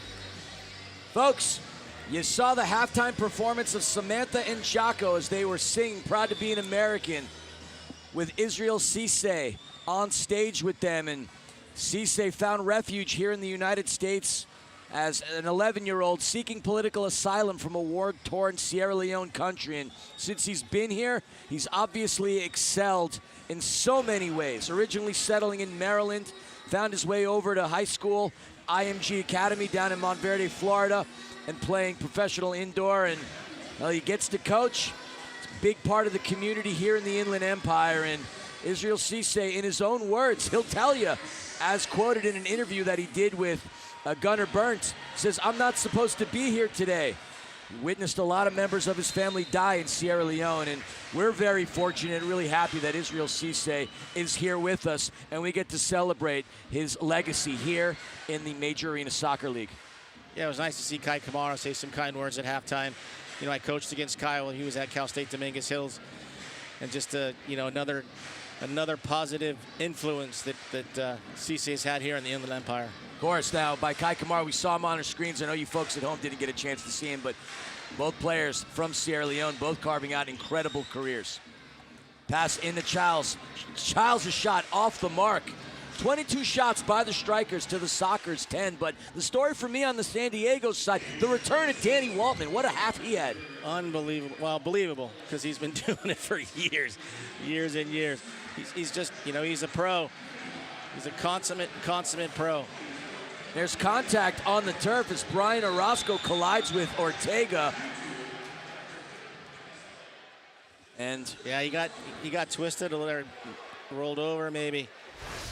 He's been nursing an injury this season, so hopefully it's okay. And there we see the replay. Yeah, that ankle roll right there. Those are tough. And then on the top of the back of the noggin, got a triple threat right there. And he's one of the best trainers in the game, folks, Paul Savage. But the last thing you want to do is see Paul Savage on the turf. Been a long-time trainer and is working on Ortega. Ortega, a big part of the San Diego Sockers family, and hate to see him go down like that. Obviously incidental contact, and we saw immediately that Strykers goalkeeper Brian Orozco went down to check on him and apologize. Hate to see scenarios like that happen. Yeah. I mean, these two teams know each other really, really well, but just an unfortunate set of circumstances. Yeah, nothing malicious there from Brian Orozco, but just unfortunate the way he rolled up and the way the ankle rolled. Those are tough. Ortega's been a part of this franchise for quite some time. Played in 21 games last season, had one of his healthiest years. Back in the 21-22 season, he suffered an Achilles injury.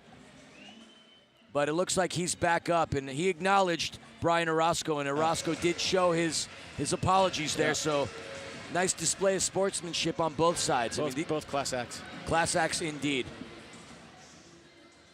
Pee-wee's I think Pee-wee's the silent instrumental piece for this team moving forward. I mean, he's just a stabilizing force, so hopefully he's going to be all right. Restart's going to come for the Sockers as Leo de Oliveira, one-time pass master in this league, set to put the ball back in play. Well, that back heel would indicate he's still a pretty good pass master. I mean, that was his 17th assist of the season. Yeah, pretty good is an understatement for a man of his talents. Quintana heads that into Tavoy Morgan. Morgan, a sniper of a goal scorer here in the MASL. He's been a little quiet tonight. Let's see if he gets uncorked. Ball gets taken away from Cisse. Both teams fighting for it. Recovered is Hansen. Hansen finds it through, and look at Danny Waltman getting outside of the box, getting it in the way of the ball that would have found its way into Alan Perez's feet. I think these guys are hearing us up here. You see that, Leo, with that little back heel flick again after you said pass master? We're earbuds down there, Philly? we're pretty loud. That goes without saying. I mean, that 2021 season when there was nobody here, you could hear us on the turf, but with the crowd that we're seeing in the building tonight, there's no way that anybody can hear us. I could barely hear you, and you're right next to me. What a great clearance, though, from Danny Waltman. You saw him when he came out. He took an angle. He took an angle that would play off the boards to a line that was going to break the defense. That's just, that's just experience and a good soccer brain.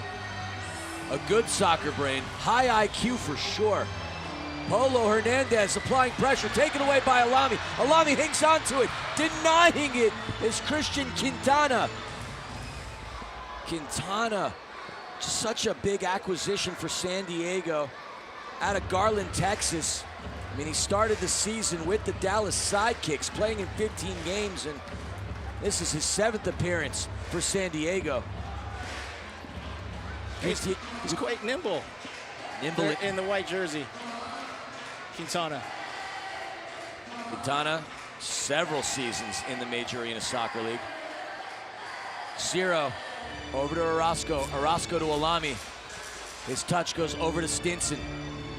Stinson, the only goal of the game for the Empire Fury today.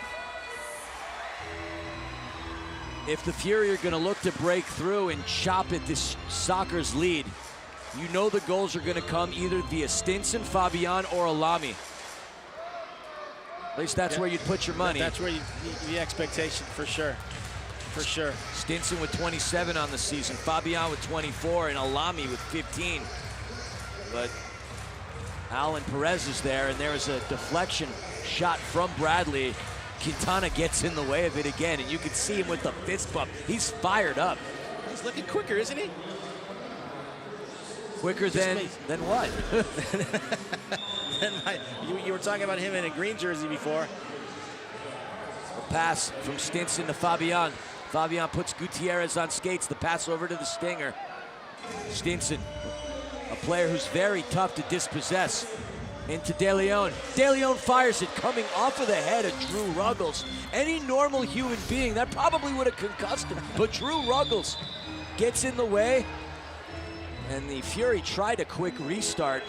And there you see some arguing with the official. I think that's Mendez. Not a battle that you're going to win. Never makes sense to argue with the official.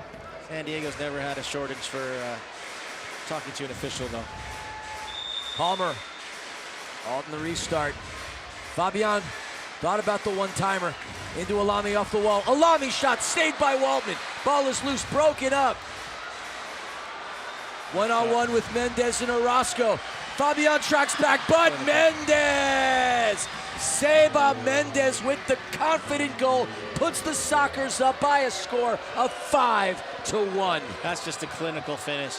You just saw him downshift as Marco's doing his job to work back. Downshifts here, eyes up.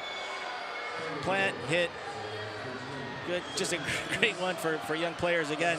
As he's moving forward, downshifts the box to the defender, has a look for the target, finds a contact point on the ball, strike, goal. Very clinical. The Sockers M&M boys are coming up big tonight. Morales scored in the first half. Seba Mendez with his 13th of the season, now at 19 points. Big hill to climb for the Fury. Orozco tried to fire it in. He's going to go down, taken down. And now we see a blue card on the turf. Oh, things getting a little interesting here. Yeah, I think Taylor Walter Bond with the foul. I'm guessing there's some thoughts on the Strykers bench if that's a little payback for Pee Wee. Bond is a physical player, isn't afraid to mix it up. So I'm pretty sure that's what the Strykers are thinking. And then the Sockers doing the thing just to kind of escort him over and trying to de-escalate this to make it worse, or not to make it worse. Very good English on my part, huh? Let's see the replay there again. Bond comes in. Orozco is back up. Yeah, I was going to say there was some intent there. There was some intent there for sure. So Bond's coming. Taylor Red Walter card. Bond's They gave coming. a red card. Oh, they did? Yeah, okay. they gave a red card. We don't see those very often. Yeah. They went back, looked at it. There was clear intent after the fact. Probably a very good thing, actually, at the end of the day, because now the emotion of this moment is going to dissipate because Bond's off the field.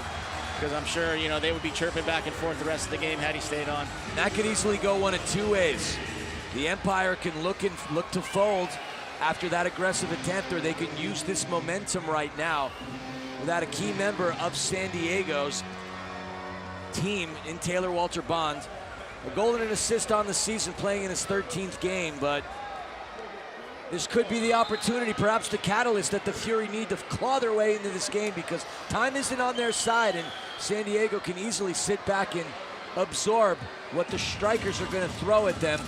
Find that open net, because they haven't had the lion's share of shots in today's game. It's been the Fury. And yes, I am using both names because, well, that's the case. That's the case. But either way, there's going to be a power play.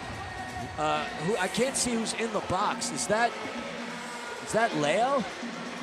You'll have to forgive us, folks. I can't see that far. Our perch is quite high here. And so, you're saying, Philly, about whether the response here, the thing about a game like this is, everyone talks about, that fire, that drive, that, we know far too well what, air and wind does to fire. And so this moment here could be that air to spark this fire.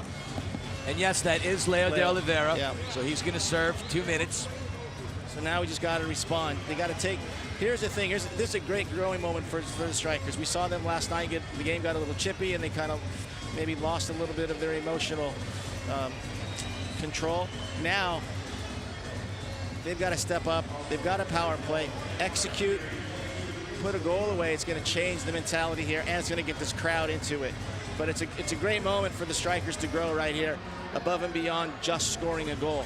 It's just the mentality coming back from this moment, and the back and forth with what just happened from Pee Wee and Brian to now Brian and Taylor. And the crowd really wanting to erupt. A great crowd here at Toyota Arena. In fact, I can't recall the last time I saw such a big crowd. So Randy Martinez. Oh, you do? Finals. Oh, which one? The dubious call at the end when San Diego won it. 2021, we had a crowd like this. Wow, all right. If my memory ceases to exist, then okay. Either way, it's great to have the fans out here. The greatest show on turf, the Major Arena Soccer League, the highest level of indoor soccer here. Well, remember when they did have the finals, the last game was pushed back because they were allowing fans into the stadium. So that's true. I did have the opportunity to call that game with my good friend Craig Elston, who's the play-by-play broadcaster for the San Diego Sockers. Looking forward to reuniting with him potentially in San Diego for the playoffs. We'll see if that occurs. If there's ever an opportunity for the Fury to find a way, it would be now. The chip, Alami, look at Danny Waltman getting in the way again. Wonder what he's been doing in the offseason to prepare himself. Not even sure if he would have even realized that he was coming back into the game. I think it's going to be a new training tool. Goalkeepers are going to take up the guitar. Shot by Stinson. That's going to go into the net, deflects off of Ben Raymond. There's been a couple of Danny shows on online or social media. It's always been something I've been wanting to do. He was in a band. I spent many years in a rock and roll band. It'd be great to get Philly and Danny out in the band, the MASL Traveling Caravan. Well, I used to promote rock shows back in the day, small shows. Shot by Fabian, saved by Waltman. If I only had a nickel for the amount of times I've said that, well, I'd probably have $1, which still isn't a lot. Inflation. De Leon. Just look how San Diego extends in their shape. It's just very difficult to break down. Ortega, Gutierrez, Raymond, and Cardenas. 50 seconds remaining in this power play. Strykers have De Leon, Fabian, Palmer, Orozco, Stinson, and Alami. Can they find the penetration through the Sockers wall? Stinson into Fabian. Fabian fires it off the post. Ding dong, ring-a-ling-a-lings it.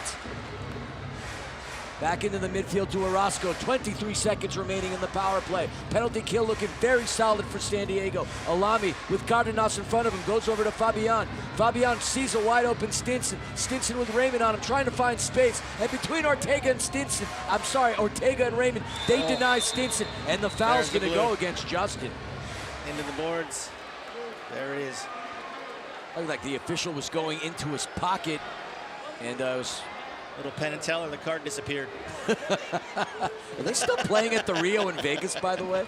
I like that place, actually. What, Vegas or the Rio? All of the above. Same. Check. Same. Speaking of Vegas, Israel Cisse was a one-time member of the Las Vegas Legends. Our boy Keeks, former coach there, right? Yes, absolutely. Great Chewbacca impression. I coached that. He's a young man. He's a man now. But I coached him with the senior amateurs in the national championships, and he comes on the plane, and all the kids loved him, spitting out Chewbacca sounds. You're not going to do that now, are you? I can't. Sorry, I had to. I can't do it. Charlie Gonzalez, what a game he had last night against the Strykers at Front Wave. And what a career he's had. Indeed. So the penalty has been killed, but the Strykers now in the box. Oh, that one gets through and scores! San Diego once again breaks through. It's a power play goal. It's just pure execution. Again, Craig does what he does. Watch him rotate central. He's high there, plays that simple one, and then Morales just crashing, doing his job. They're just very clinical, and this is could be a tough sign for teams as San Diego starts to get on a roll, coinciding with Morales' return. I mean, they're operating at 50% in their power play. This is a team that in every 1-for-2 gets a goal, and not to be denied there. We were barely 20 seconds into the power play, and they managed it. Martinez with a shot just to the left of the bar. Taken away by Ciro. Ciro puts on the brakes off the wall with Alex Bradley. Strykers down by 5. Score 6-1. Morales, a couple of goals into today's game. I think he had the assist to Gutierrez, if I remember correctly. I have to go back to the stat. Pass into Orozco. Orozco finds Martinez. See how Charlie didn't chase? They're just sitting there. Built their house. A team that's well coached, poised, comfortable, more importantly, confident. You just see they understand the lines and the angles and in relation to the goal. A lot of young players get caught up in just individual stuff. These guys are definitely within a team component. Keiko Gontan was applying some pressure on Harold Hansen. Strykers trying to find a spark. Any kind of spark. Shot by Orozco into the hands of Danny Waltman. He's gotten more touches than several of the players on the turf today. Chips it into Gontan. Gontan into Quintana. Quintana trying to find Morgan. Martinez gets in the way. Picked up by Bradley. Bradley all the way into Perez. Off of Tavoy. Bradley goes back into Orozco. Does Ciro remind you of, speaking of Fury, does Ciro remind you of Goncalves at all? Remember him? Oh, I remember Thiago Gonçalves. I remember when I think he scored a goal and jumped into the stands and proposed. Indeed. Wasn't he given a red card for that? I just got pressure from my wife to do something romantic. I don't think she would appreciate you jumping in the stands during a game. Maybe she would. I don't know. Cindy's all about that kind of life. She's stuck with you for decades. Well, some people just don't learn. Pass into Fabian. Fabian off the back of Ortega. And it's good to see Pee Wee back in the game. Over into Stinson. Stinson. Leo in front of him. Pass from Palmer. Stinson tries to thread it through. Stinson with a shot. Justin! Stinson with a gorgeous goal. Don't want to say it's upper shelf, but que golazo stinger. 6-2. Shooter shoot. Shooter shoot. Ball bounces out. He just pounced on it. Just pounced on it and put it home. Let's take a look at that replay again real quick. He's working hard. Off of Leo. He fires it. Folks, we're going to head to a timeout, media timeout. 6-2 the score. Justin Stinson with the second goal. Back in a moment.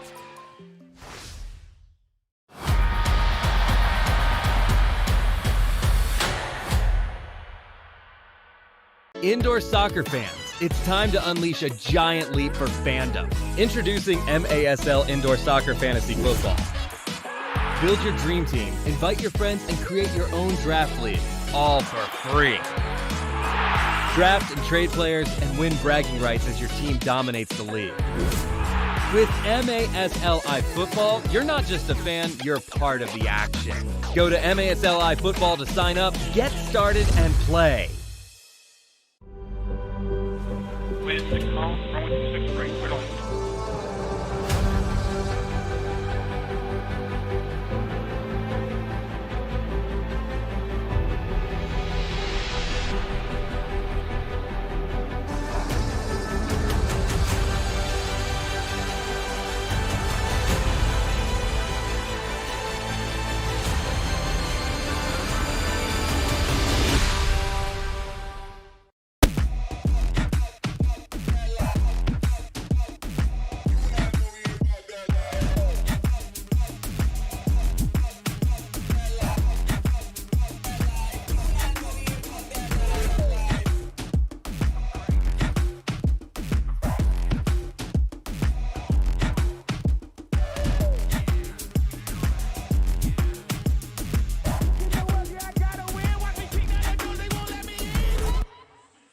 Capelli Sport is the official and exclusive preferred uniform and apparel provider of the Major Arena Soccer League. The all-new MASL fan store will be launching soon.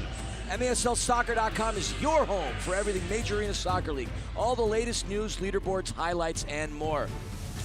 Artie, Justin Stinson just registered his second goal of the game, his 28th of the season.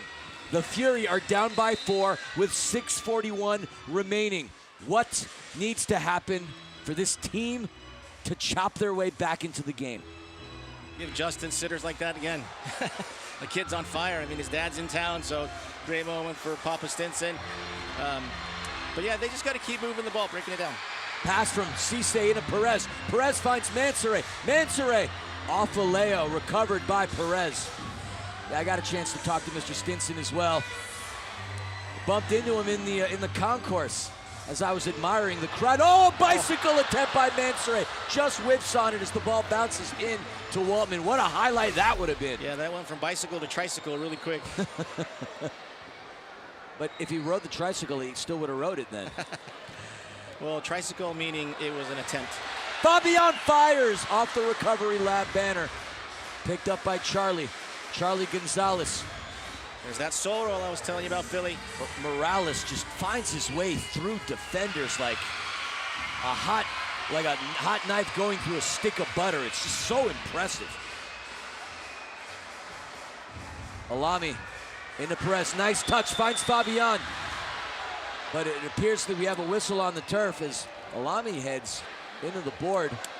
Well, that's a rough call for the Strykers. You got Marco on ISO with Charlie rotating over. Yeah, they didn't play the advantage on that as Fabian was open. Yes, he was. Quick restart in as Randy Martinez just behind the miter ball. Opts to go back to Bradley. Bradley. Is that De Leon wearing the 6th attacker jersey? Yes, it is. Off De Leon, tough touch. It's good to see Pee Wee running. I couldn't agree more. Picked up by Martinez. Martinez off the wall, tried to walla it into Alami, but that man, yet again, Danny Waltman. Picked up by Alami, turnover, skates, pass to Fabian, goal! Marco Fabian! Here comes the crowd, here comes the crowd. Again, just a simple little set from Alami. You know, veteran move from a rookie. Just getting the ball simple and easy. Might have blew out my larynx there, but look at the move. Putting Charlie Gonzalez on skates. Finds Marco. Registers his 25th of the season. Strykers/Fury, I am sorry. Cut into the lead. It is now 6-3. Alami with his own little soul roll, causing that bite. This is what we needed. This is what the Strykers Fury needed. Stimulate the fury of the crowd. Get him going. Alami now with his 10th assist of the season to go along with the 15 goals that he scored. throughout his 21 games played. And now there is an energy in this building, an energy that we've been waiting for. Yeah, this crowd dying to get into the ball game, but they have been silenced by the Sockers quarter after quarter. Now the Strykers are starting to find their way into this game, knowing darn well that their playoff hopes are really contingent upon this. Onuo Obasi said it during his halftime interview with Panda. They have not beaten this team. He has not beaten this team. The Strykers haven't beaten this team in quite some time. It would be quite the statement if they can find their way back in this game. Is it possible that Taylor, here's the cut, little soul roll, dink, just quality. There you see the crowd up. I'd love to get the confirmation on the numbers. Look at Alami. Fabian open, despite the outstretched arms of Danny Waltman. A little flyby from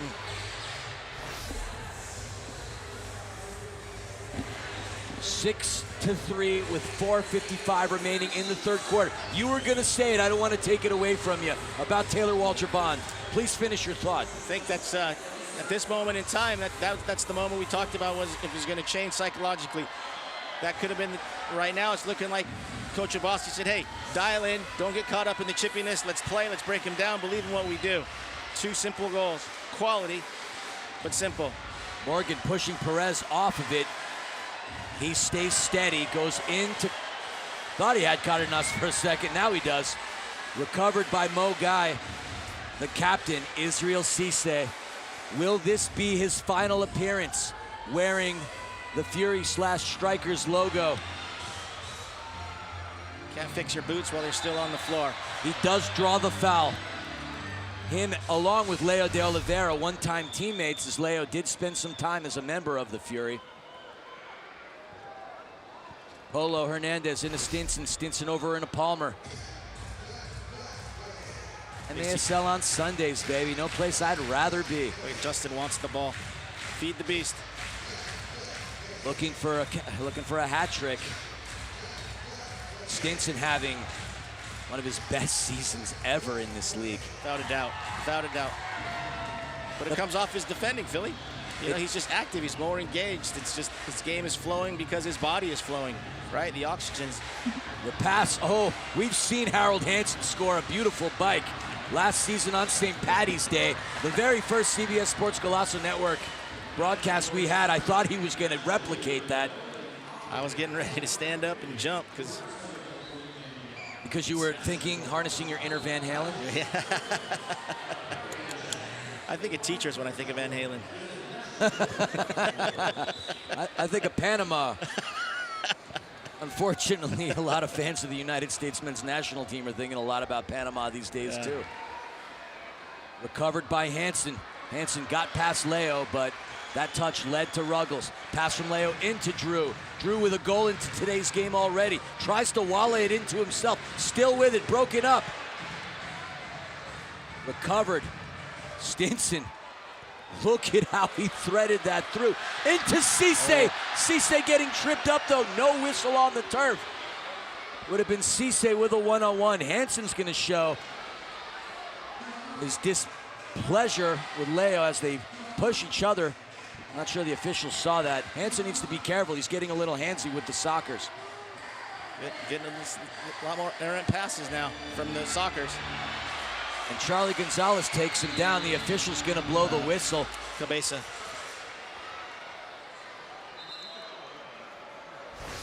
Hansen back up. Let's take a look. As Orozco chipped that in. Charlie's going to make a collision with Hansen. That was a foul on Cantona earlier. Hansen in his second season in the MASL. Out of Ontario, California, although he was born in Sassuolo, Italy. Played with the Portland Timbers, too. And was a part of the U.S. National U15, 16, and 18. And just, I'll never forget that incredible bicycle kick he had against San Diego, beating Boris Pardo on that shot. I think I still have it on my Twitter feed as the thing that I have pinned because it was one of the most incredible goals I've seen in the indoor game. It was brilliant. There's a 2-foot takeoff, too. wasn't it? I'm Yeah, pretty sure. He had an attempt to himself. He hit it off the wall. It was a thing of beauty. Very athletic. But we're living in the past. There's a reason why the rear view and the windshield are two different sizes. We're looking forward. And looking forward right now is Christian Quintana, just waiting for the official to blow the whistle so the Sockers can put the ball in play. Opts to go into Charlie. Charlie goes in to Craig Childs. Childs already inserted his name into today's game. And that's going to come into the netting. MGR Real Estate is Southern California's largest independent family-owned real estate company providing commercial sales and leasing, residential sales, and management. MGR Real Estate is a proud sponsor of the Empire Strykers. Gutierrez battling with Perez. Over to Waltman. Walton well outside of his box. Good ball. The touch off of Childs' head is going to go into the crowd. That'd be a fun concept for fans if they get to keep the balls that go into the stands. Quick play Pretty in expensive Olami. for the league. Oh, that's in. Ciro with a shot. Ciro! Oliveira cuts into this lead. It is now 6-4. Take a bow, Ciro! Another quality goal. Unselfish play. These kids are moving the ball well now. Finding the open guy. Creating, albeit appearing to be simple goals, but just quality finishes. Only his third goal in his 14th appearance, but look at the Don distributing dish from Olami. Rookie to rookie, making their way into this game. The pass, the touch, the goal, beats Danny Walton. It is 6-4 now. Less than 2 remaining in the third quarter. Ball game, we finally have one. It's going. You got Cisse whipping up the crowd as well. 2-goal game here, Philly. That's when it gets really super interesting.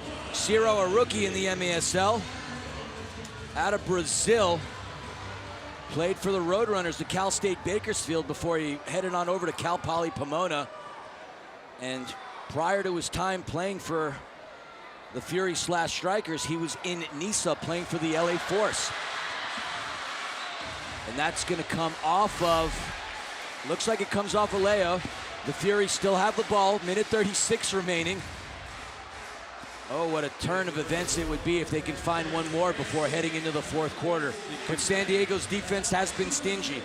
Good moment for George here. De Leon wearing the 6th attacker jersey. Will we see a 6th attacker dagger, as I like to refer to it? Maybe I'll trademark it. I don't know. I'm feeling frisky. Palmer into De Leon. De Leon did have Perez open for a moment. Fabian over to Palmer.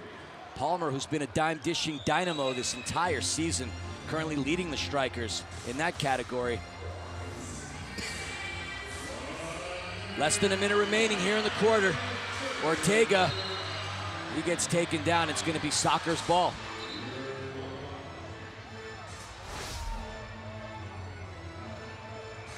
Be a restart here as Cardenas settles on it.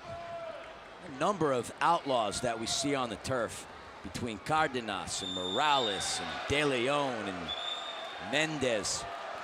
The Outlaws have produced a talented crop of players. That's a good crop of players. Players that are creating legendary careers for themselves indoors. 45 seconds. Hearing a little bit of Zombie Nation on the loudspeakers here at Toyota Arena. No zombies on the turf, though. Both teams very much engaged. Shot by De Leon. That's going to come off of Mendez. Recovered by Alami. Picked up by Ciro, who scored the last goal of the game. He's sandwiched in between 3 Sockers. That's a whistle. No question about it. And a blue. Tarjeta Azul. Oh, getting chippy on the turf between both teams. And Ciro goes down, pushed by Quintana. The officials need to get a hold of this before we have mayhem on the turf.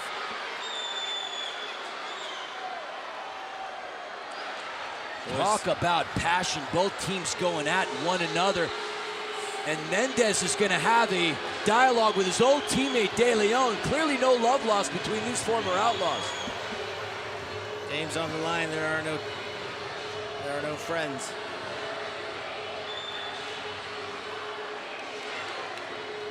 Just the emotional pendulum is swung, hasn't it? Well, the momentum is starting to shift in the direction of the Fury. But that won't matter unless they can capitalize. Both De Leon and Mendez head to the penalty box.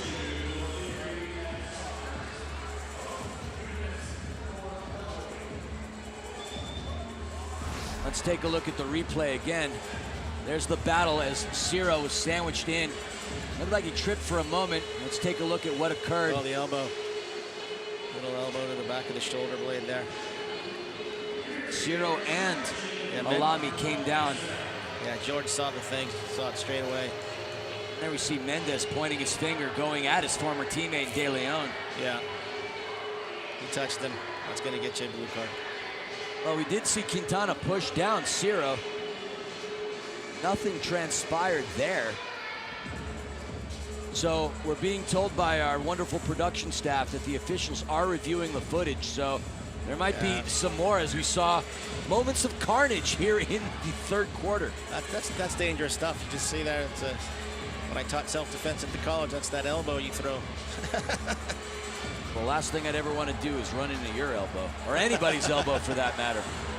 And then George saw it, and you know they know each other's personalities, and they're still chirping at each other in the boxes there, which is a funny thing. You know, you put guys just get into it right next to each other.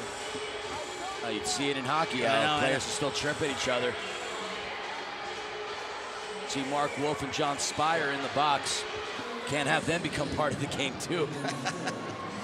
Mark Wolf operating with the scorekeepers, and John Spire, longtime public address announcer here at Toyota Arena. Just look at this, when he spins, see it?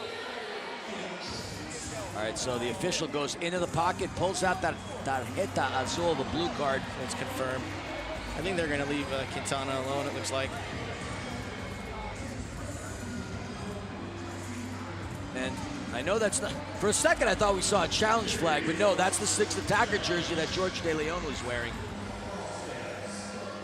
All right, so it's going to be an interesting 4-on-4 scenario here. That could potentially fatigue these two teams. Good. Both teams competed against one another last night. The Strykers were up by a score of 7-5 in the fourth quarter, and then San Diego rattled off 5 unanswered goals. Finding a new gear, to quote the movie Spaceballs, they operated at ludicrous speed. And so the momentum, though, shifting here. We'll see if the delay in the time separation between the whistles and play, the stoppage there, has any effect here. But with 25 seconds remaining, it's going to be 4-on-4, and will it be Fabian or Palmer? Fury definitely has the Schwartz with them now. Appreciate that. Back pass into Orozco. Orozco into Fabian. Fabian, 20 seconds. Fabian, the pass in. Shot, skirted through, but off the wall. Cardenas, and that comes off of Orozco. Looks like it's got his hand. Yeah. And Orozco wanting a challenge. It says it hit him in the body.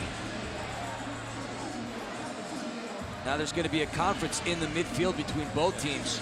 I'm pretty sure, to me it looked like he chicken winged it and got it. It did hit him in the body, but he did chicken wing it. And so when you make that body gesture, you're going to get called.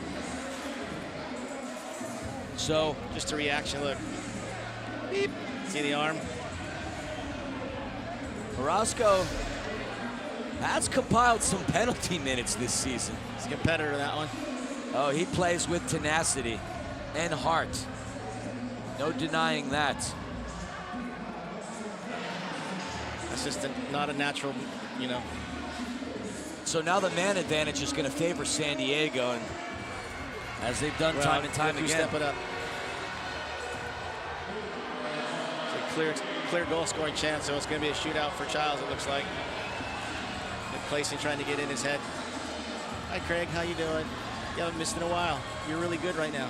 So we came into this ball game. Here's something to pay attention to, folks. We came into this ball game with Craig Childs needing 2 goals to hit 300. He scored one earlier.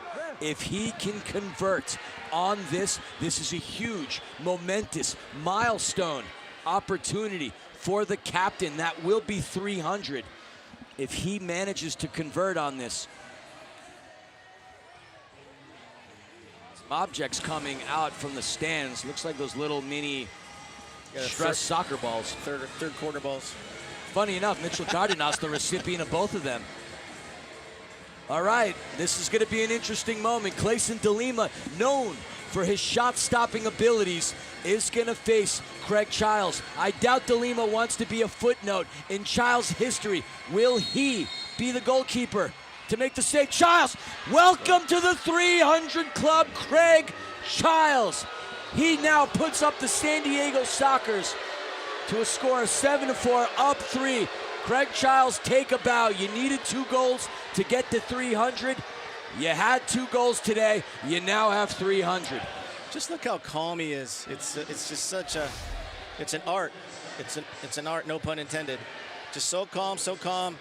Just and it's so difficult for goalkeepers just to hold their stance and not, you know, try to get that angle to go, and just natural reflexes, and he just puts it away. Got scored on both ends, so he's, you know, he shared with the entire arena his exploit. 13 seasons, 6 championships, 3 league MVPs, 3 playoff MVPs, and 300 goals. And the refs have got the crowd involved in the game, expressing their pleasure and their performance thus far. That momentum, as I said, like the stoppage in play with the carnage that took place. Yeah. So now it's a 3-goal lead for San Diego with 10.3 seconds remaining in the quarter. Johan Cruyff trained my college team, and he said, don't work too hard and don't work too little. And unfortunately right there, Brian worked just a little too hard to stop the sequence, and it kind of cost us, or cost the team. Was Johan Cruyff smoking a cigarette, as he was known to do back when he was rattling off that information? The guy was brilliant, man. He had a clipboard, a soccer ball, and flats, and I had an all-region player doing a possession activity. He goes, no, steps in and just played, and it was an unbelievable sight just to watch him just teach the game. No, he was not smoking at the time. You've been around a lot of legends. You've been around a lot of legends in your time as a player, as a coach. You've been around Cruyff. Heck, you've had conversations with the great Pelé. Is there anybody else that you talked to that I didn't know about? Spent about an hour with Mick Jagger at Heathrow and Keith Richards. Talk football. And you're still here. Oh, they're... What team did they side with? I totally forget. I know that Robert Plant of Zeppelin's a Wolverhampton fan, and I know that Paul McCartney's an Everton fan, but I can't peg who Mick and Keith would be fans of. I don't recall. We were talking, my brother was playing with the U18 national team in a tournament in Italy, and so we were just talking international football. But I also sat next to Kevin Nealon on a flight to Vegas. My mom used to be a professional, love you mom, used to be a professional gambler, and he didn't say anything to me until I told him my mom was a professional gambler, and he started picking my brain, and I said, I know nothing about gambling. I just took the free rooms and food that my mom got. I would love some of your mother's gambling advice. I put a lot of my thoughts on St. John's, and my bracket got busted for March Madness. I think I used a lot of emotion having grown up 10 minutes from that campus. Great soccer school, by the way. Very. What school was that? St. John's. You said very, you didn't even know what? No, the reason I said that is because I had a player who got a scholarship to St. John's when they were top 5 in the country. So, warm place in my heart for that program. And that's going to do it for the third quarter, folks. Nearly through. No, the buzzer sounded. No goal for Marco Fabian. I know that's going to make the crowd really upset. The crowd being very vocal about their frustrations with the goal that Craig Childs scored. But no goal here at all as we head into the break. Moments away from the start of the fourth quarter, Craig Childs silences this crowd but scores his 300th career MASL goal, and we're only referring to those. Obviously with the PASL, those numbers are staggering. But we're going to take a quick break, and when we come back, the final quarter here for the regular season at Toyota Arena. You are watching MASL TV.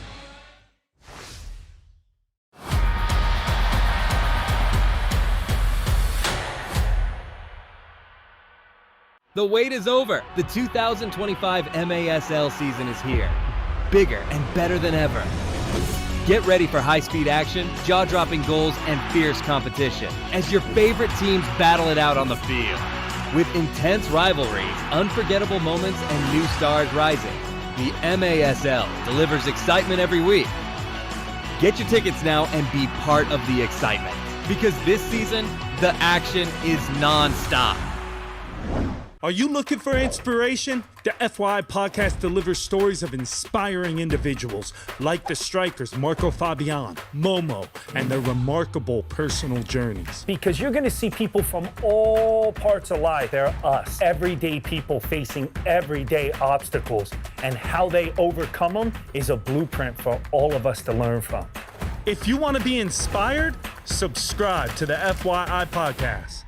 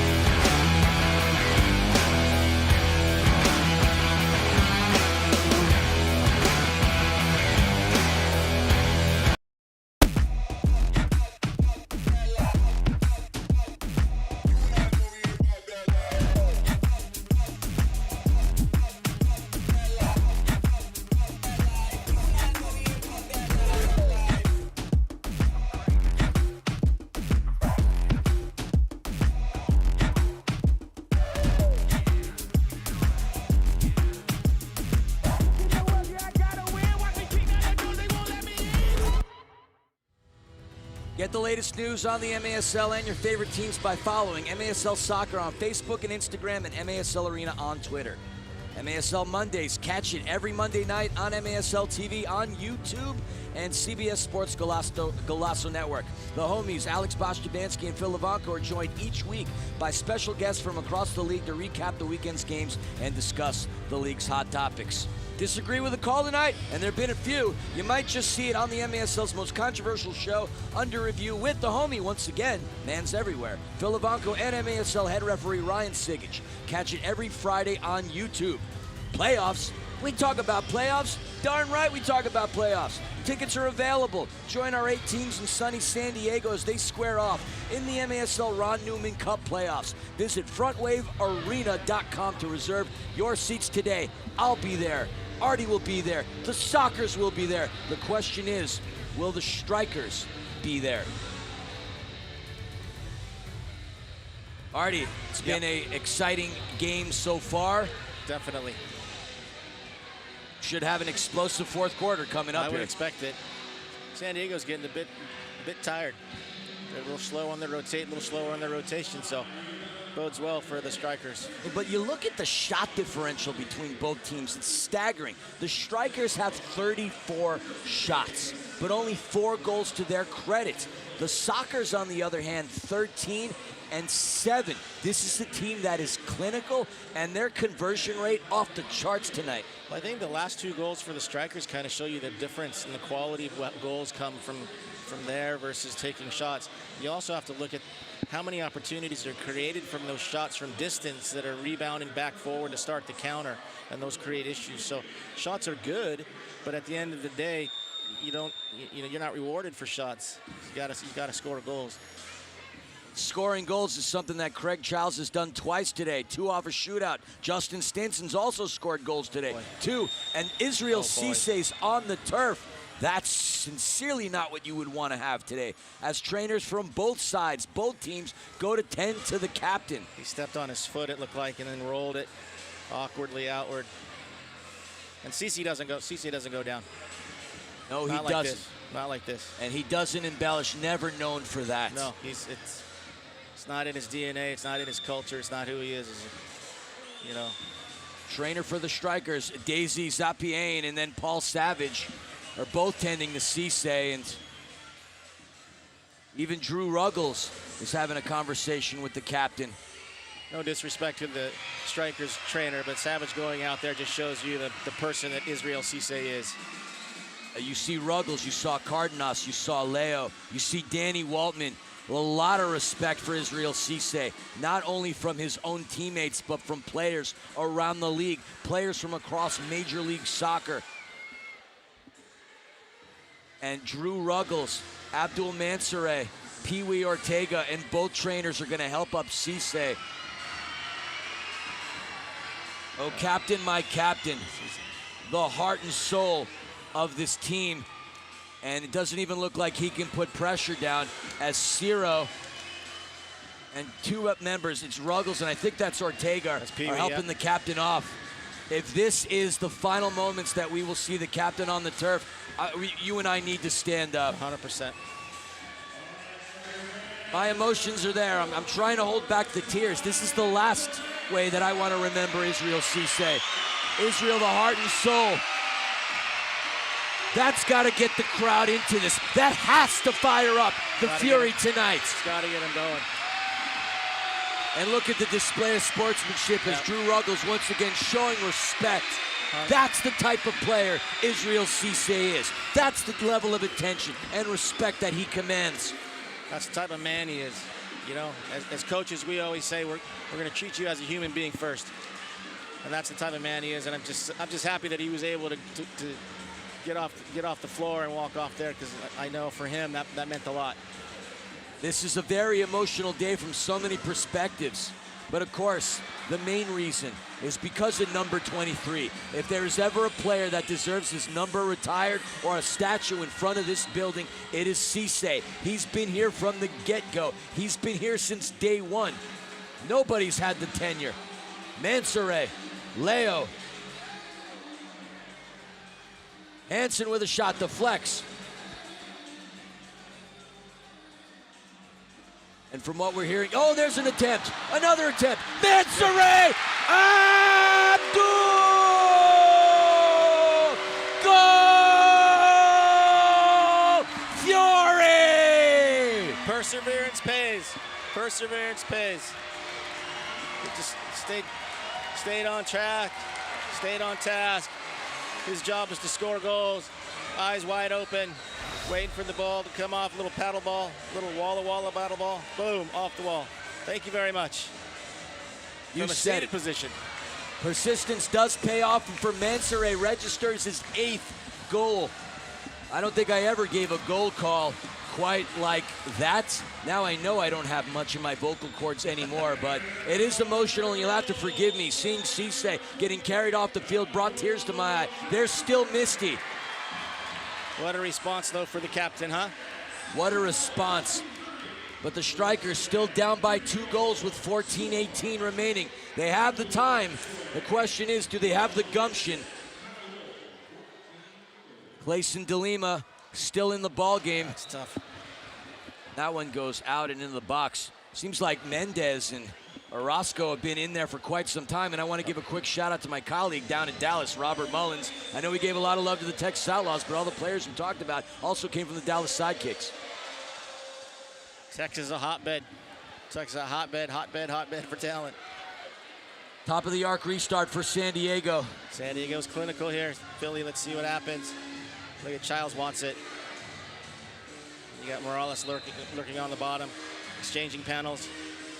Childs fires, and that comes off of Polo. Recovered by Palmer. Palmer to Hansen. Hansen looking to run. And that touch off of Childs. Polo recovers. Been dying for a Marco Polo goal call all season. Pass into Palmer. 18 seconds in the penalty box for the Sockers, 30 seconds for the Strykers. Gonna get to even man advantage here. Pass in. Oh, we got him. Stinson! Justin Stinson breaks through, finds it past Danny Waltman. Stinson with the hat trick. Throw your sombreros out on the turf. It's a 1-goal game, 7-6.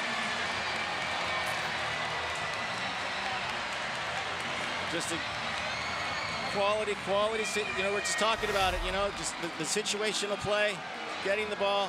Alami, once again, that kid just setting up the quality of the pass. Justin putting it away. You know, nothing from distance. 3 goals like that. 3 goals. Gauging the temperature in this building, and it is hot. I've taken off my jacket. I've rolled up my sleeves. I'm taking my bow tie off. 7-6. What a ball game. Mansouri. Abdul with the equalizer. It's 7-7. Fury go. Brace for Abdul Mansouri. Once again, speed, can't defend speed. Just separate, put him on his hip, outside of the foot goal. This crowd is into it now, Philly. They're into it now. I can't believe my eyes. The Strykers were down by 5 goals. They found their way into this game. The captain goes down. What a response from his teammates. Look at Mansouri as Mendez was trying to push him off the ball. Slides that through past Danny Waltman, and what a goal. Mansouri now with 9 on the season. It's a 7-7 game as you're seeing Israel Cisse on your screen. Smiles from Cisse. It's a Bravo show. 13-14. I feel like I've been playing myself today. Just look at the difference in the scoring chances, though. It's just a flip of fortune, right? San Diego is getting the higher quality situational goals, and now getting caught on the counters. San Diego's getting caught flat-footed, and Mansouri's speed, you just couldn't handle it. Ortega tried to defend high. He was never going to win that in the first place. Abdul Mansouri has had a history of scoring goals against the San Diego Sockers. His most famous one coming in the mini game here in 2021 in the Ron Newman Cup Finals. 2021, I bring that year up for a reason. That was the last time that the Strykers made the playoffs. The last time in this building. The last time losing to the San Diego Sockers. A win tonight against their foes from down the highway. Can't say San Diego anymore. Oceanside would be just what they need to not only extend their season, to give the due diligence and respect to Israel Cisse, but to finally clinch a spot in the playoffs once again. Well, I believe this score right here clinches it, yes or no? Well, a win does. The point? Not, a regulation win. Oh, the smile cam is up. Thankfully, they don't have a camera on us. I look like a sweaty mess here. Between the emotions, Cohen falling, tears, tear ducts open. The emotions for Israel Cisse, then the response, the quick response by the Empire Fury. The quick, because there was 2 of them. 2 responses from Mansouri. Pass off the wall. Delima gets his hands on it. Philly. Can they go? They have the numbers. The pass in.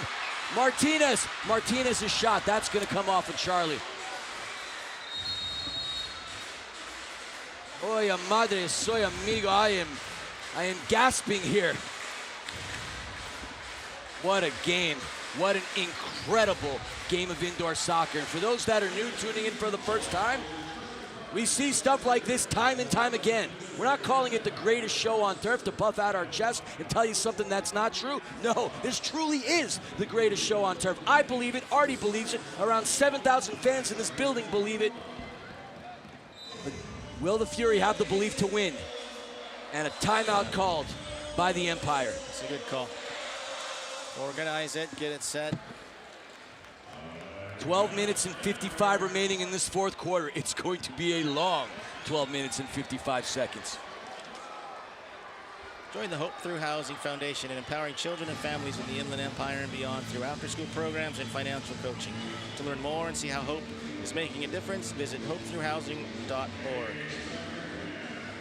We'd like to thank our official hotel sponsor, Ontario Airport Hotel, conveniently located just 2 miles from the Ontario International Airport and 4 miles from the Ontario Convention Centre.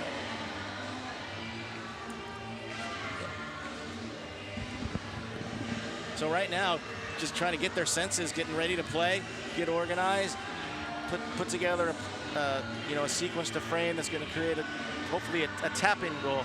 Because right now, both teams have suffered from shots from distance or bad giveaways that create numbers up counters.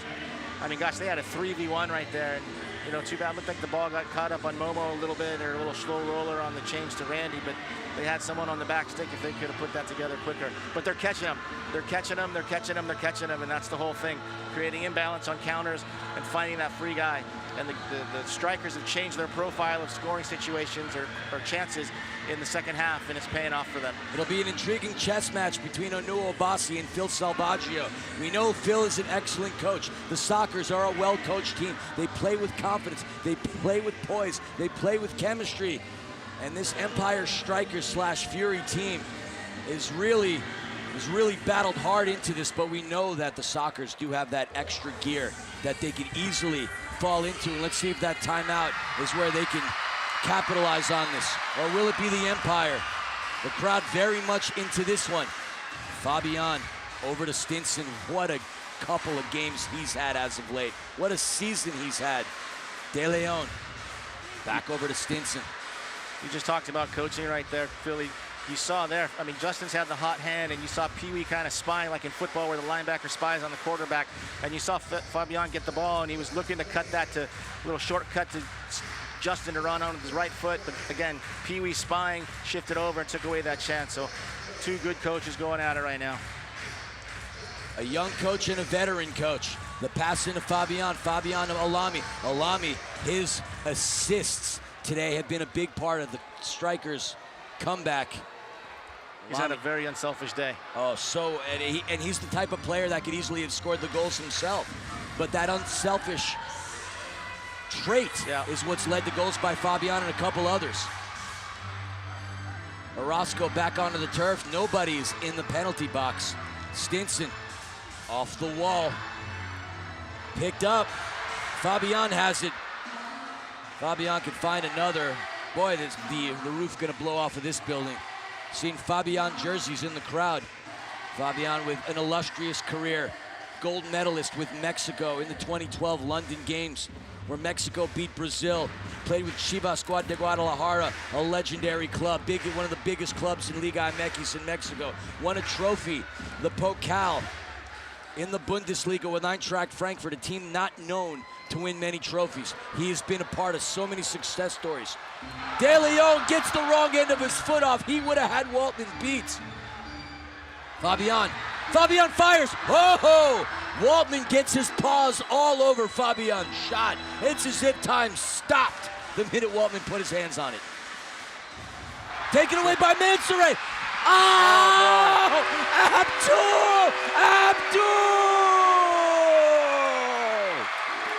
Oh boy. Oh boy. Just, mistake from Ruggles. Ruggles very smooth and silky on the ball, but he paid the price there. Got dispossessed. And then a little bit of razzle-dazzle. Abdul Mansoure, a hat trick. Abdul Mansoure with a hat trick in the fourth quarter. All of his goals coming in the fourth quarter. 4 minutes and 5 seconds. An uncharacteristic mistake made by a veteran like Drew Ruggles, and Abdul Mansoure makes him pay. The razzle-dazzle. The first lead of the game for the Empire Strikers. There it is. Can they close it out? That's the question now. I not only throw my hat off to Justin Stinson, I not only throw my hat off to Abdul Mansoure, I throw my hat off to all of you at home that have tuned in to what's been an epic ball game. Waltman steps outside his box. Cardenas facing pressure from Martinez. The pass into Morales. Morales and Mustafa Guy. We've seen Morales spin past Momo a couple of times. Cardenas into Keiko Gontan. He hasn't had too many minutes into today's ball game. Phil Salvaggio, no question, resting him, because this is a game that's more a matter of pride for San Diego. 7-4 record on the road, obviously wanting to add to that win total, but the Strikers playing for a lot more than San Diego. Stolen by Polo into Martinez. Martinez fires it. Ben Raymond getting in the way. It's the legs. The back-to-back games starting to take a toll, looks like, on San Diego. The pass in from Waltman into Childs. Childs off the wall. That nearly serpentines its way in. Caught on a change. Alami does not have the numbers, but he does have Martinez open. That's going to spread the ball and the defense a little bit. Martinez into Fabian. Alami wide open for a moment on that back right corner. Fabian's going to go to Polo Hernandez. Hernandez into Palmer. 9:32 remaining here in the game. The Strykers take their first lead 8-7 with one heck of a comeback powered by Abdul Mansoureh. Stinson over to Palmer. Ciro, who he himself has found the back of the net once today. Stinson to Fabian. Fabian with the chest. Fabian tried to go with the scissor. Punted that a little too high and into the netting. It's going to be a goalkeeper restart for Waltman. Good attempt. He's having some fun right there. Oh, if you're not having fun, to quote Russell Crowe in the movie Gladiator, as cliche as it may sound now, decades later, are you not entertained? Quintana into Waltman. Waltman advancing a la Brian Orozco style. The fight between Morales.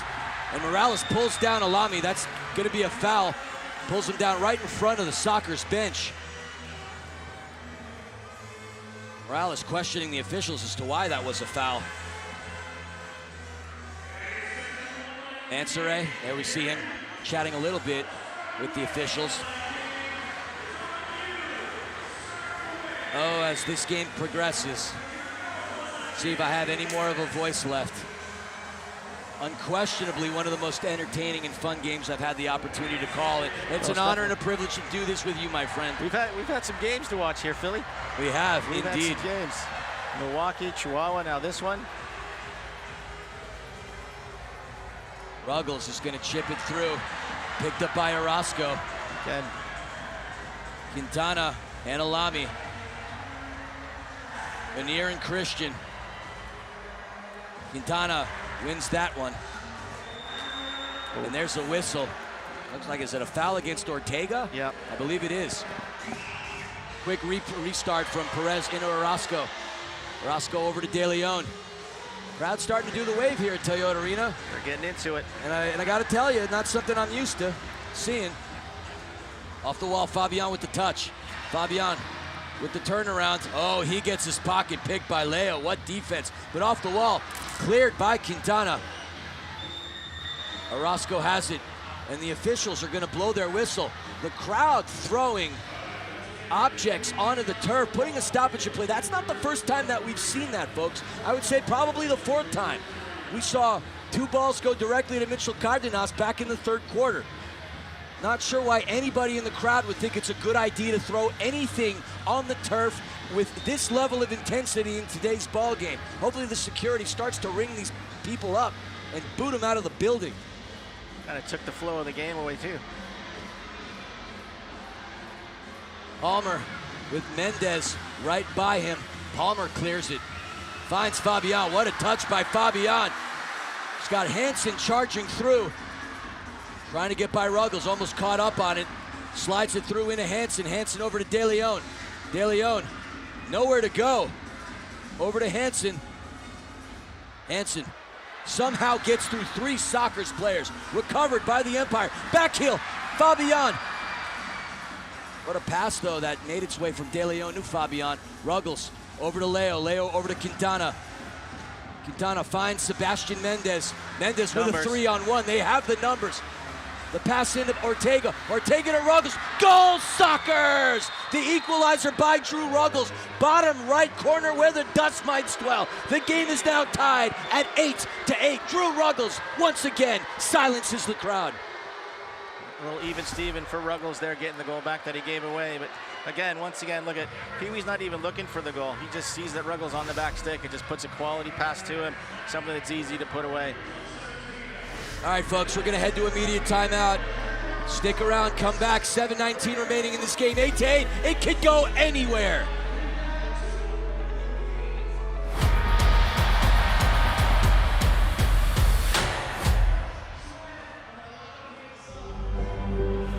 Win 6 home, 6 straight. We don't.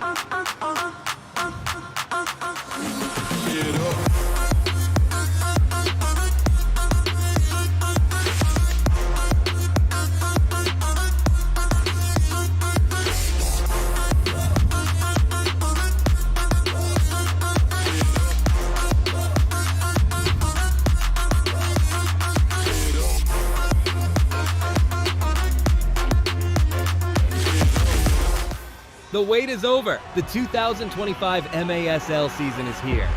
Bigger and better than ever. Get ready for high-speed action, jaw-dropping goals, and fierce competition as your favorite teams battle it out on the field. With intense rivalries, unforgettable moments, and new stars rising, the MASL delivers excitement every week. Get your tickets now and be part of the excitement. Because this season, the action is non-stop. Drew Ruggles, like he did in the first quarter, does it again in the fourth. Silences the crowd. The score is now 8-8. Ruggles, his 11th on the season. He recently signed a 4-year contract with the Strykers. He's in his 11th season in the MASL. He did have 4 with Florida. Here's a man who was the 2019-2020 MASL Defender of the Year. Let's not forget, part of that Newtown Pride team that won the inaugural TST tournament, where head coach of the Empire Strykers, Anu Obasi, was at the helm. And if there's anybody that knows something about winning trophies in this league, well, Drew Ruggles is one of those guys. Pretty silky player, very silky. And we're not just talking about that hair. As you and I are starting to lose it a little bit, Ruggles in no danger of that. Mine's lost. Mine's a drama on ABC. Fabian with a lot of defense to contend with. That ball finds its way into Orozco. Strykers needing a regulation time win. I haven't checked the mathematics, but obviously a regulation time win for the Empire would propel them in to a postseason berth. Pass in to Perez. Talked about how the timeout might benefit San Diego as Phil Salvaggio, and no question, Captain Craig Childs had a stern talking to the team, and that goal by Ruggles was the response of that timeout. Indeed. You know, just refocus, do what they do. You can see a little more pep in their step right now. Their rotations are a little tighter. Their lines are more accurate. Their angles are more precise. Orozco into Ciro. Ciro back over to Martinez. Martinez into Perez. Perez slides it through to Fabian. Fabian back over to Perez. Perez into Orozco. Orozco scored goals from that distance. You can see that he's thinking about it. If we were in a comic book, you could see the thought bubble occurring above his head. Martinez back over to Orozco. The goalkeeper's thought bubble. That's a coach's nightmare. A mind is a terrible thing to overuse. The clock dwindling down, approaching the 5-minute mark. What a gem of a game we've had here. We've seen a lot of impressive games throughout this entire MASL season. And I'm not going to go out there and say this is the best one yet, but it's got to fall easily within the top 10. Strykers looking to milk time off the clock, needing a goal though. Stinson into Ciro. Ciro with the dagger.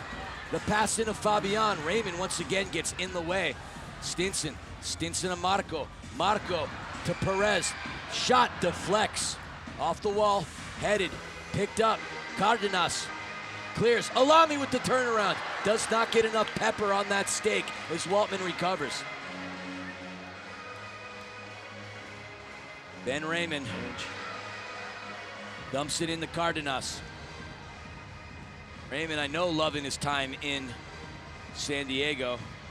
From upstate New York, 2-on-1 opportunity. Alami to Mansouré. Abdul unselfishly passed it back to Alami. Might have benefited to take it selfishly. Abdul already with 3 goals in the fourth quarter. Sitting on a hat trick. Him and Justin Stinson have taken the bulk of the offense for the Fury tonight. And the Empire strike back. It's been quite some time since they've defeated the Strykers. A sprint to the end now. Stinson to De Leon. De Leon with the turnaround. De Leon into Hansen. Hansen back over to De Leon. Leo gets in the way. Orozco's going to hustle back, recovered back by the Fury. There's that press. That repress, getting the ball back. Stinson to Fabian. If the game stays tied at the end of regulation, we're going into overtime. Golden goal. I don't know if my vocal cords can handle Question could be asked about the players on both sides. Can their legs handle it? Basically playing an extra little mini game. The Fury have controlled the bulk of possession here these last 2 minutes. Fabian into De Leon. That's going to come off. Quickly recovered. Look at the back heel from George De Leon. De Leon into Hansen. Hansen over to Fabian. Chips it right into Waltman. This is getting exciting. It's hard right now. Trying to not be a fan. That's a good ball. A pass in over to Childs. Childs with the touch. Gets it stripped from De Leon. What do you mean it's starting to get exciting? It's been exciting, Artie. I got to correct you, my bud. Orozco. Off of Mendes, picked up by Polo, taken away by Quintana. Stinson. Stinson. He got milked a little bit. That's a little experience from Leo right there. And he does, he does push him, no question, but he's going to try to help him up. Strykers tried to go for the quick restart. And I think Leo just laying there kind of denied them the opportunity to have a quick counter. That wasn't an egregious or physical infraction. No, just a veteran maneuver. Morales and his old teammate Mendes. Two very prolific talents in this league. Palmer and Orozco wisely lets it come back into the box. Playing with a little bit of danger to him as Palmer finds Orozco. Headed by Ruggles.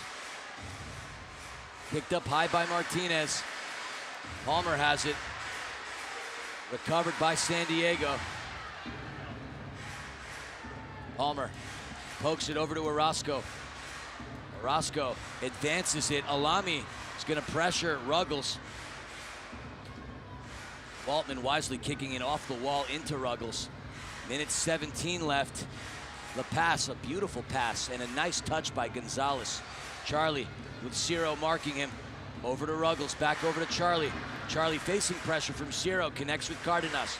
Cardenas on the other side with Gutierrez. Gutierrez opened up the scoring for both sides early in the first quarter. Less than a minute remaining here at Toyota Arena.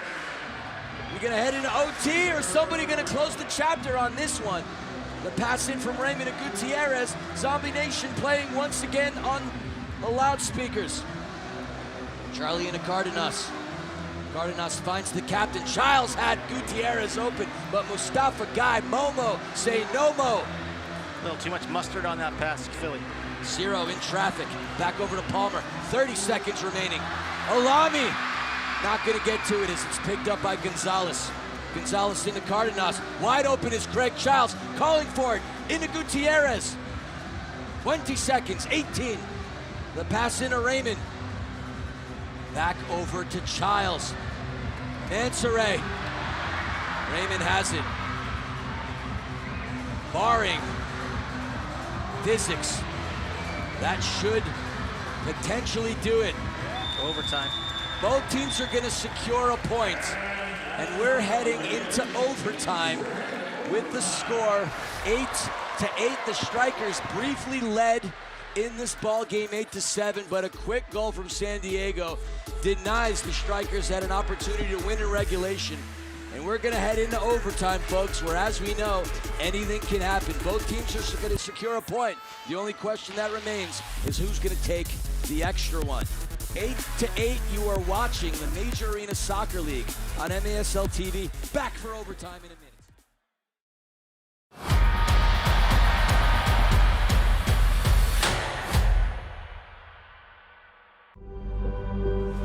With 6 calls, runway 6 right, we're on.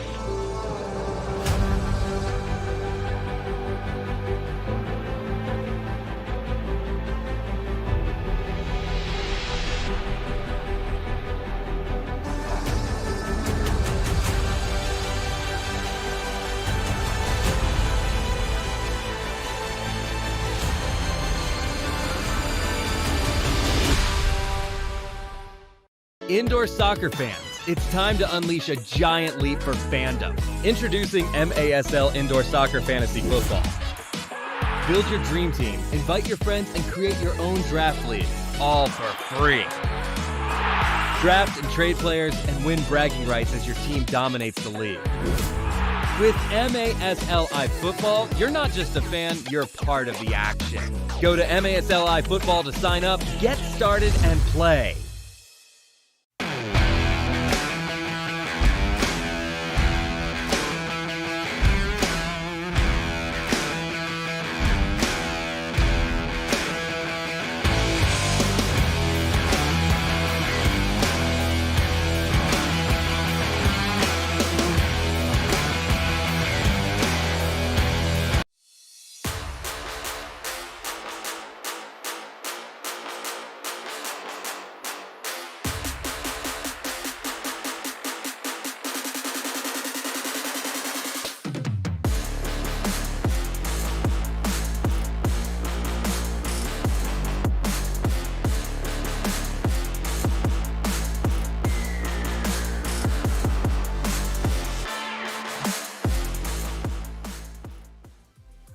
We head into this overtime period with both teams deadlocked at 8-8.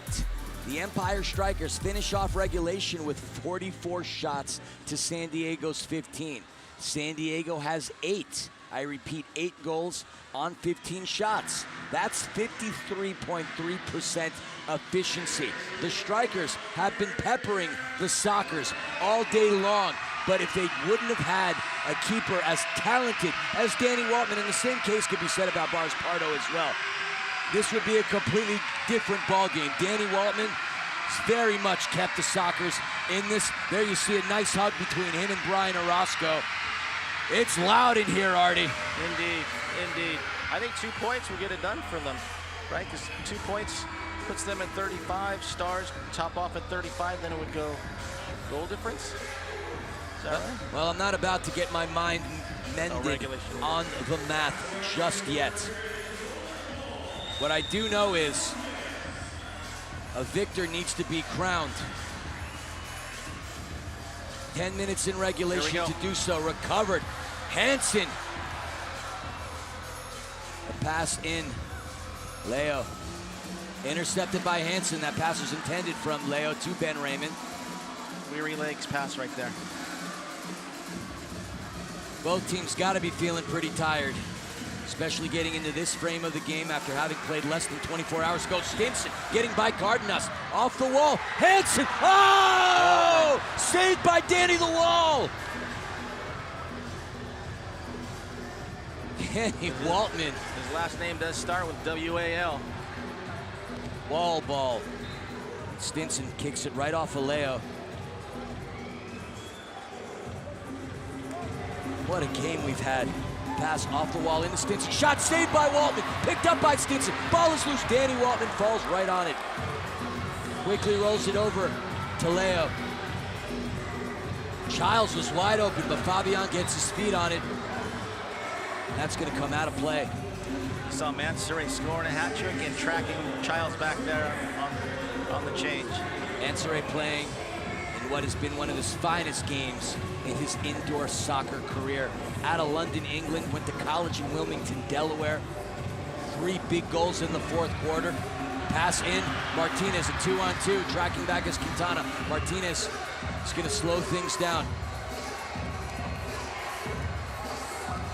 Into Fabian, who just came in. Fabian fires it, just misses to the right.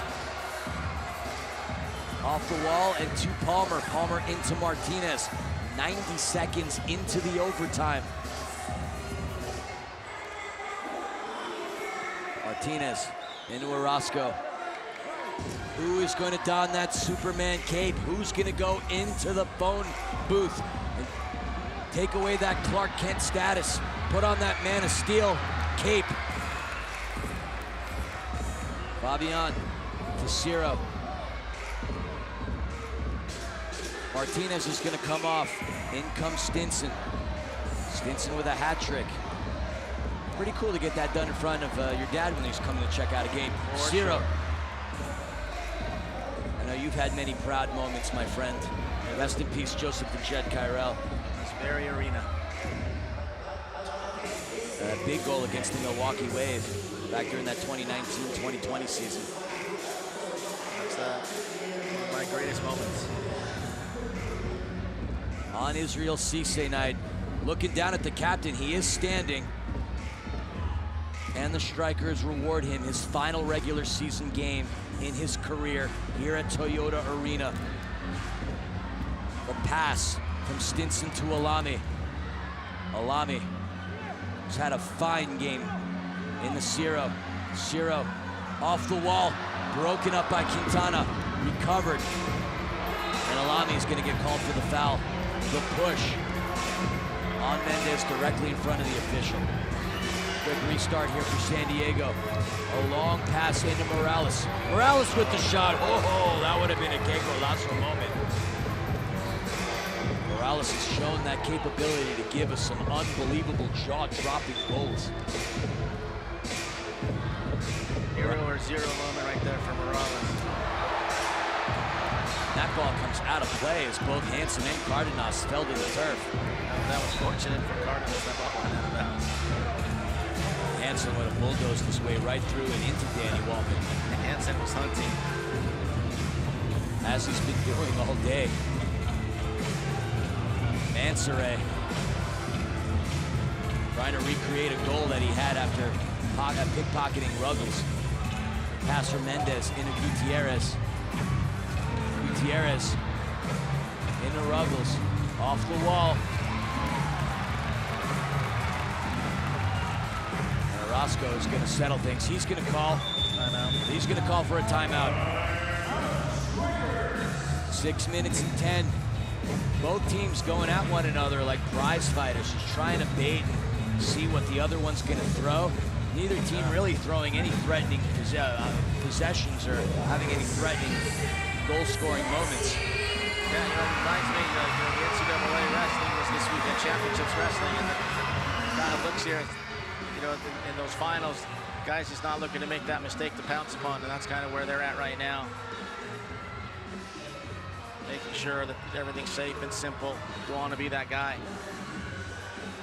Crowd tonight in the building, getting privy to a very exciting game. And I'm sure there's quite a few people that are in the stands today that have never seen an indoor soccer game. And I would imagine there's quite a few watching on their TVs at home or whatever streaming platform devices they have that are thinking to themselves, this is a really good game. And there are probably people that within the first couple of quarters tuned out after the score was 6-1, 5-1, and hopefully they came back because what a game we've had. Definitely a good game. And I just wanted to give a quick shout out to our production crew, what they do. It's been awesome. Our camera crew keeping it. I know sometimes watching games is difficult, but our camera crew has done a great job at focusing in on the things that we need to. So I just want to throw them out there because I'm really excited about this game and I don't want to forget before it's over. Oh, of course not. Each team still has one more game left in the regular season after this one. We'll highlight that at the conclusion of tonight. The question's going to be if somebody's going to win it in overtime or whether we're going to go to a shootout. Can't say we've seen many shootouts here at Toyota Arena over the past couple of years. There have been a few, but it's been some time since we've gotten to call one. Yeah, it's been a while. Probably have to go back to at some point last season. Well, with the crowd, it's apropos, right? Then it goes to a shootout so they get the full breadth of what this league and game can offer. We hear the seventh man Ontario Fury / Empire Strykers theme song playing. Love this song. Buddy Trevor, who was sang the song, part of a big boys band back in the day. And for those who haven't heard the Empire Strykers theme song, I highly recommend you go over to YouTube and listen to the seventh man. That one always jazzes me up. Used to have that song on repeat back in the day when I was just a fan before I started a pod or even became part of the broadcast for this franchise. Ortega wide open as Gutierrez. Hansen's going to come back. Palmer pushes Ortega off of it. Kicked into the air by Orozco. Raymond has Mansoret. Mansoret gets through. Ball is loose. Waltman backheeled by Mansoret. Oh, another opportunity.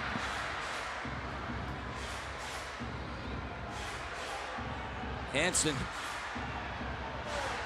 Oh, out of position, the goal. Oh, what a goal That should go down as your goal of the year. Look at the stunned face of Brian Orozco. The San Diego Sockers win in overtime. Good golly almighty, unbelievable goal. Let's see that again. Holy Toledo, look at Leo, just technique, technique, technique. Just look here. So questionable, maybe no call. Eyes up. There it is. Little bender.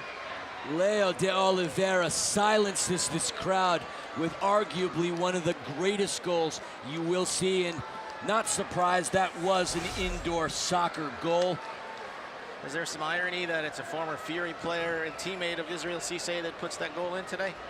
Either way, what a game. The San Diego Sockers defeat the Empire Fury. They sweep the series this year. But what a game. It could have ended easily as far as the scoring line, the way it worked in the second and the third quarter. The Fury valiantly fought their way back into the ball game, led by Abdul Mansour in the fourth quarter, who had a hat trick. But what a gem of a game. Final scramble created by Waltman. And, I mean, Danny Waltman's got to be one of the players of the game. The amount of saves that he's made. I mean, we wouldn't be talking about this in overtime. Heck, I don't even think we'd be in overtime had Danny Waltman not been the starter for today's game. Making his, 165th start of his indoor career. The man hadn't picked up a ball in almost 2 seasons. What does he do? He comes in right off the gate. An incredible kick save that would tear the groin off of most professional athletes. He comes in, denial after denial, goal save after goal save, and while the Strykers / Fury did manage to crawl their way back, he had still can't deny the game that he had. Tremendous game. Tremendous game. Like I said, more goalkeepers are going to start playing their guitars and putting on shows because just the serenity that he had in there, just staying cool, calm, collected, keeping it together, just amazing. And what goals we had today. Tremendous goals. You know, entertaining to the highest of levels. This is a prime example as to why indoor soccer is so fun. Look at that save by Orozco denying Craig Childs. And that's something we also have to comment on once again, is Craig Childs had a couple of goals into tonight's game. Craig Childs now officially part of the 300 club with goals scored in the Major Arena Soccer League. He had a milestone type of a night. Several players on both sides of the turf had incredible games. Israel Cisse in his final regular season appearance for the Empire was honored oh so well. Big part of the pregame festivities, the halftime, and he came off with what appeared to be a rolled ankle, and that propelled his team. It lighted a fire underneath them to get themselves back in the game. The Strykers didn't crumble under pressure.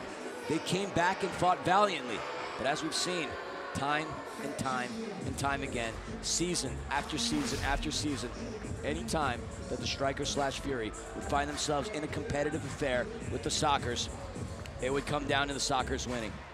And folks, we're heading down to Panda as she's going to have a quick chat with the hat-trick hero of the fourth quarter for the Fury, Abdul Mansour. Take it away, Panda. Hey guys, I'm here with Abdul Mansour, who had a hat trick tonight in one of the craziest games I think all season, which no surprise against the San Diego Sockers. These matchups are always intense. Talk to me a little bit about how you guys were able to dig deep in that third quarter and really turn this game around. I mean, I only got one word, Israel Cisse. He's been a big mentor to me.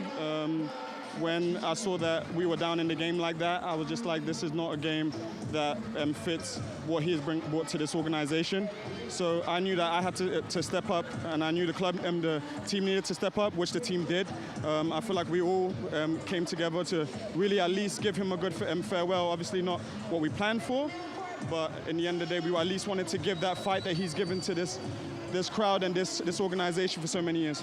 You certainly gave this crowd something to get behind. It was an amazing game. Again, not the result you guys wanted, but certainly shouldn't hang your heads on this. I think if I did the math correct, you guys should be clinched for that 8th spot now, at the very least, for playoffs. We'll see how it all plays out, but let's focus on you for just a second. You've got a hat trick. That's definitely something to be celebrated. Talk to us about those moments there that you were able to really get behind the ball in quick succession, too.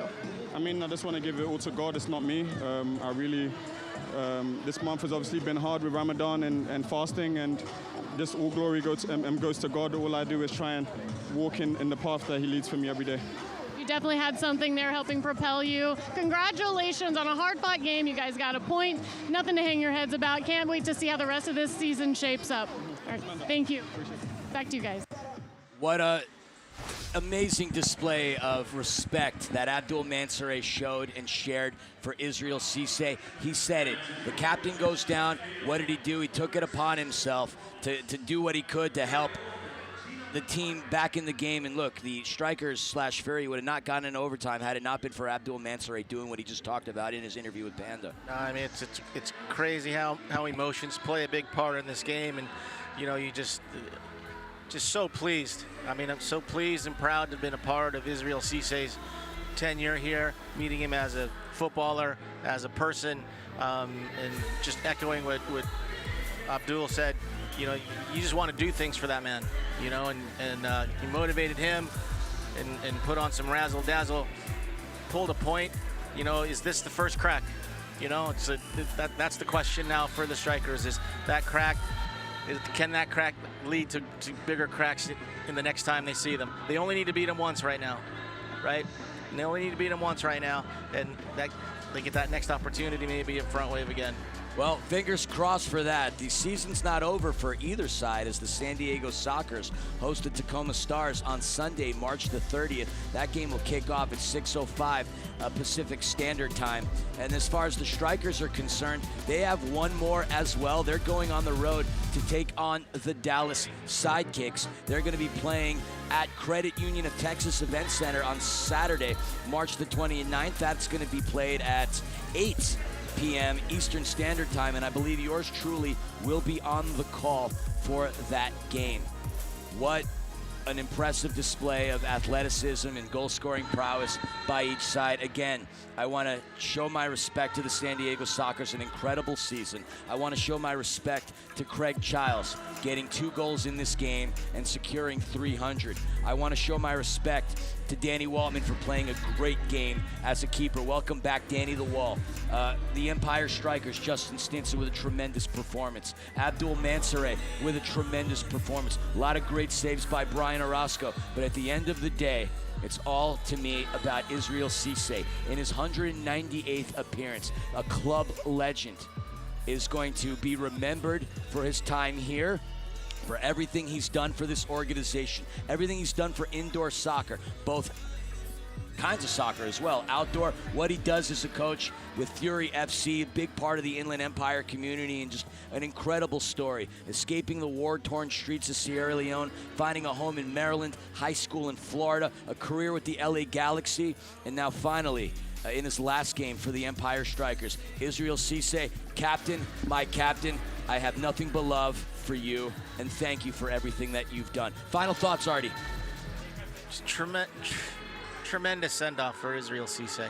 You know, the fact that he went down and his teammates rallied around him, the respect that he received from the other team coming over and checking on him. Just outstanding performances across the board. But, you know, as a footballer, when you leave the game as a player, you know, you remember that last performance and how you walk off and the things that go on. And, you know, the wins are wins, or losses are losses. But at the end of the day, Israel Cisse saw his team look at him sitting on that bench and say, we got you. I'm getting chills, man. We got you. We love you. And we're going to do the best that we can. At the end of the day, in Israel Cisse's last game versus the San Diego Sockers, his team had his back and pulled a point. They got something out of this game, Philly. And they were down and out. They were down and out and showed the caliber and the quality reflective of a captain, of a man who's been part of this organization for so many years. And they had his back. And you can't buy that, you can't sell that, you earn that, and this man earned that tonight. And I'm just so, he was such a force to my son Joseph coming here. Waltman was such a force as a pro. These guys like Danny, guys like Israel Cisse, these guys literally give their clothes off their back to fans, right? Just, it's amazing to me how these guys just, I worked with Cisse doing camps. He just loves this game and he loves these kids and he loves that he's able to give back and the stories that he tells of him and that bazillion-dollar smile that he has, right? And what he carries inside his heart, but he still has the humanity to share what he has. The entire Cisse family, proud day, proud moment. Proud day indeed. What they do take is a point off the table from San Diego. It's still one more game to go against the Dallas Sidekicks. My man, it's been a pleasure sharing the booth with you this season. I'm hoping that you and I get to do this again 12 more times at the very least next season. 100%. This isn't the end that you've seen of me, folks. You'll hear me again for the Empire Strikers Dallas Sidekicks game, and fingers crossed you'll see me down in Front Wave. Again, on behalf of myself, Christian, Philly, Filament, Artie, Kyrell, and our wonderful production staff, Jason Hernandez, everybody in the production booth. You were watching the MASL on MASL TV. Philly and Artie, we're out, and we'll see you next season.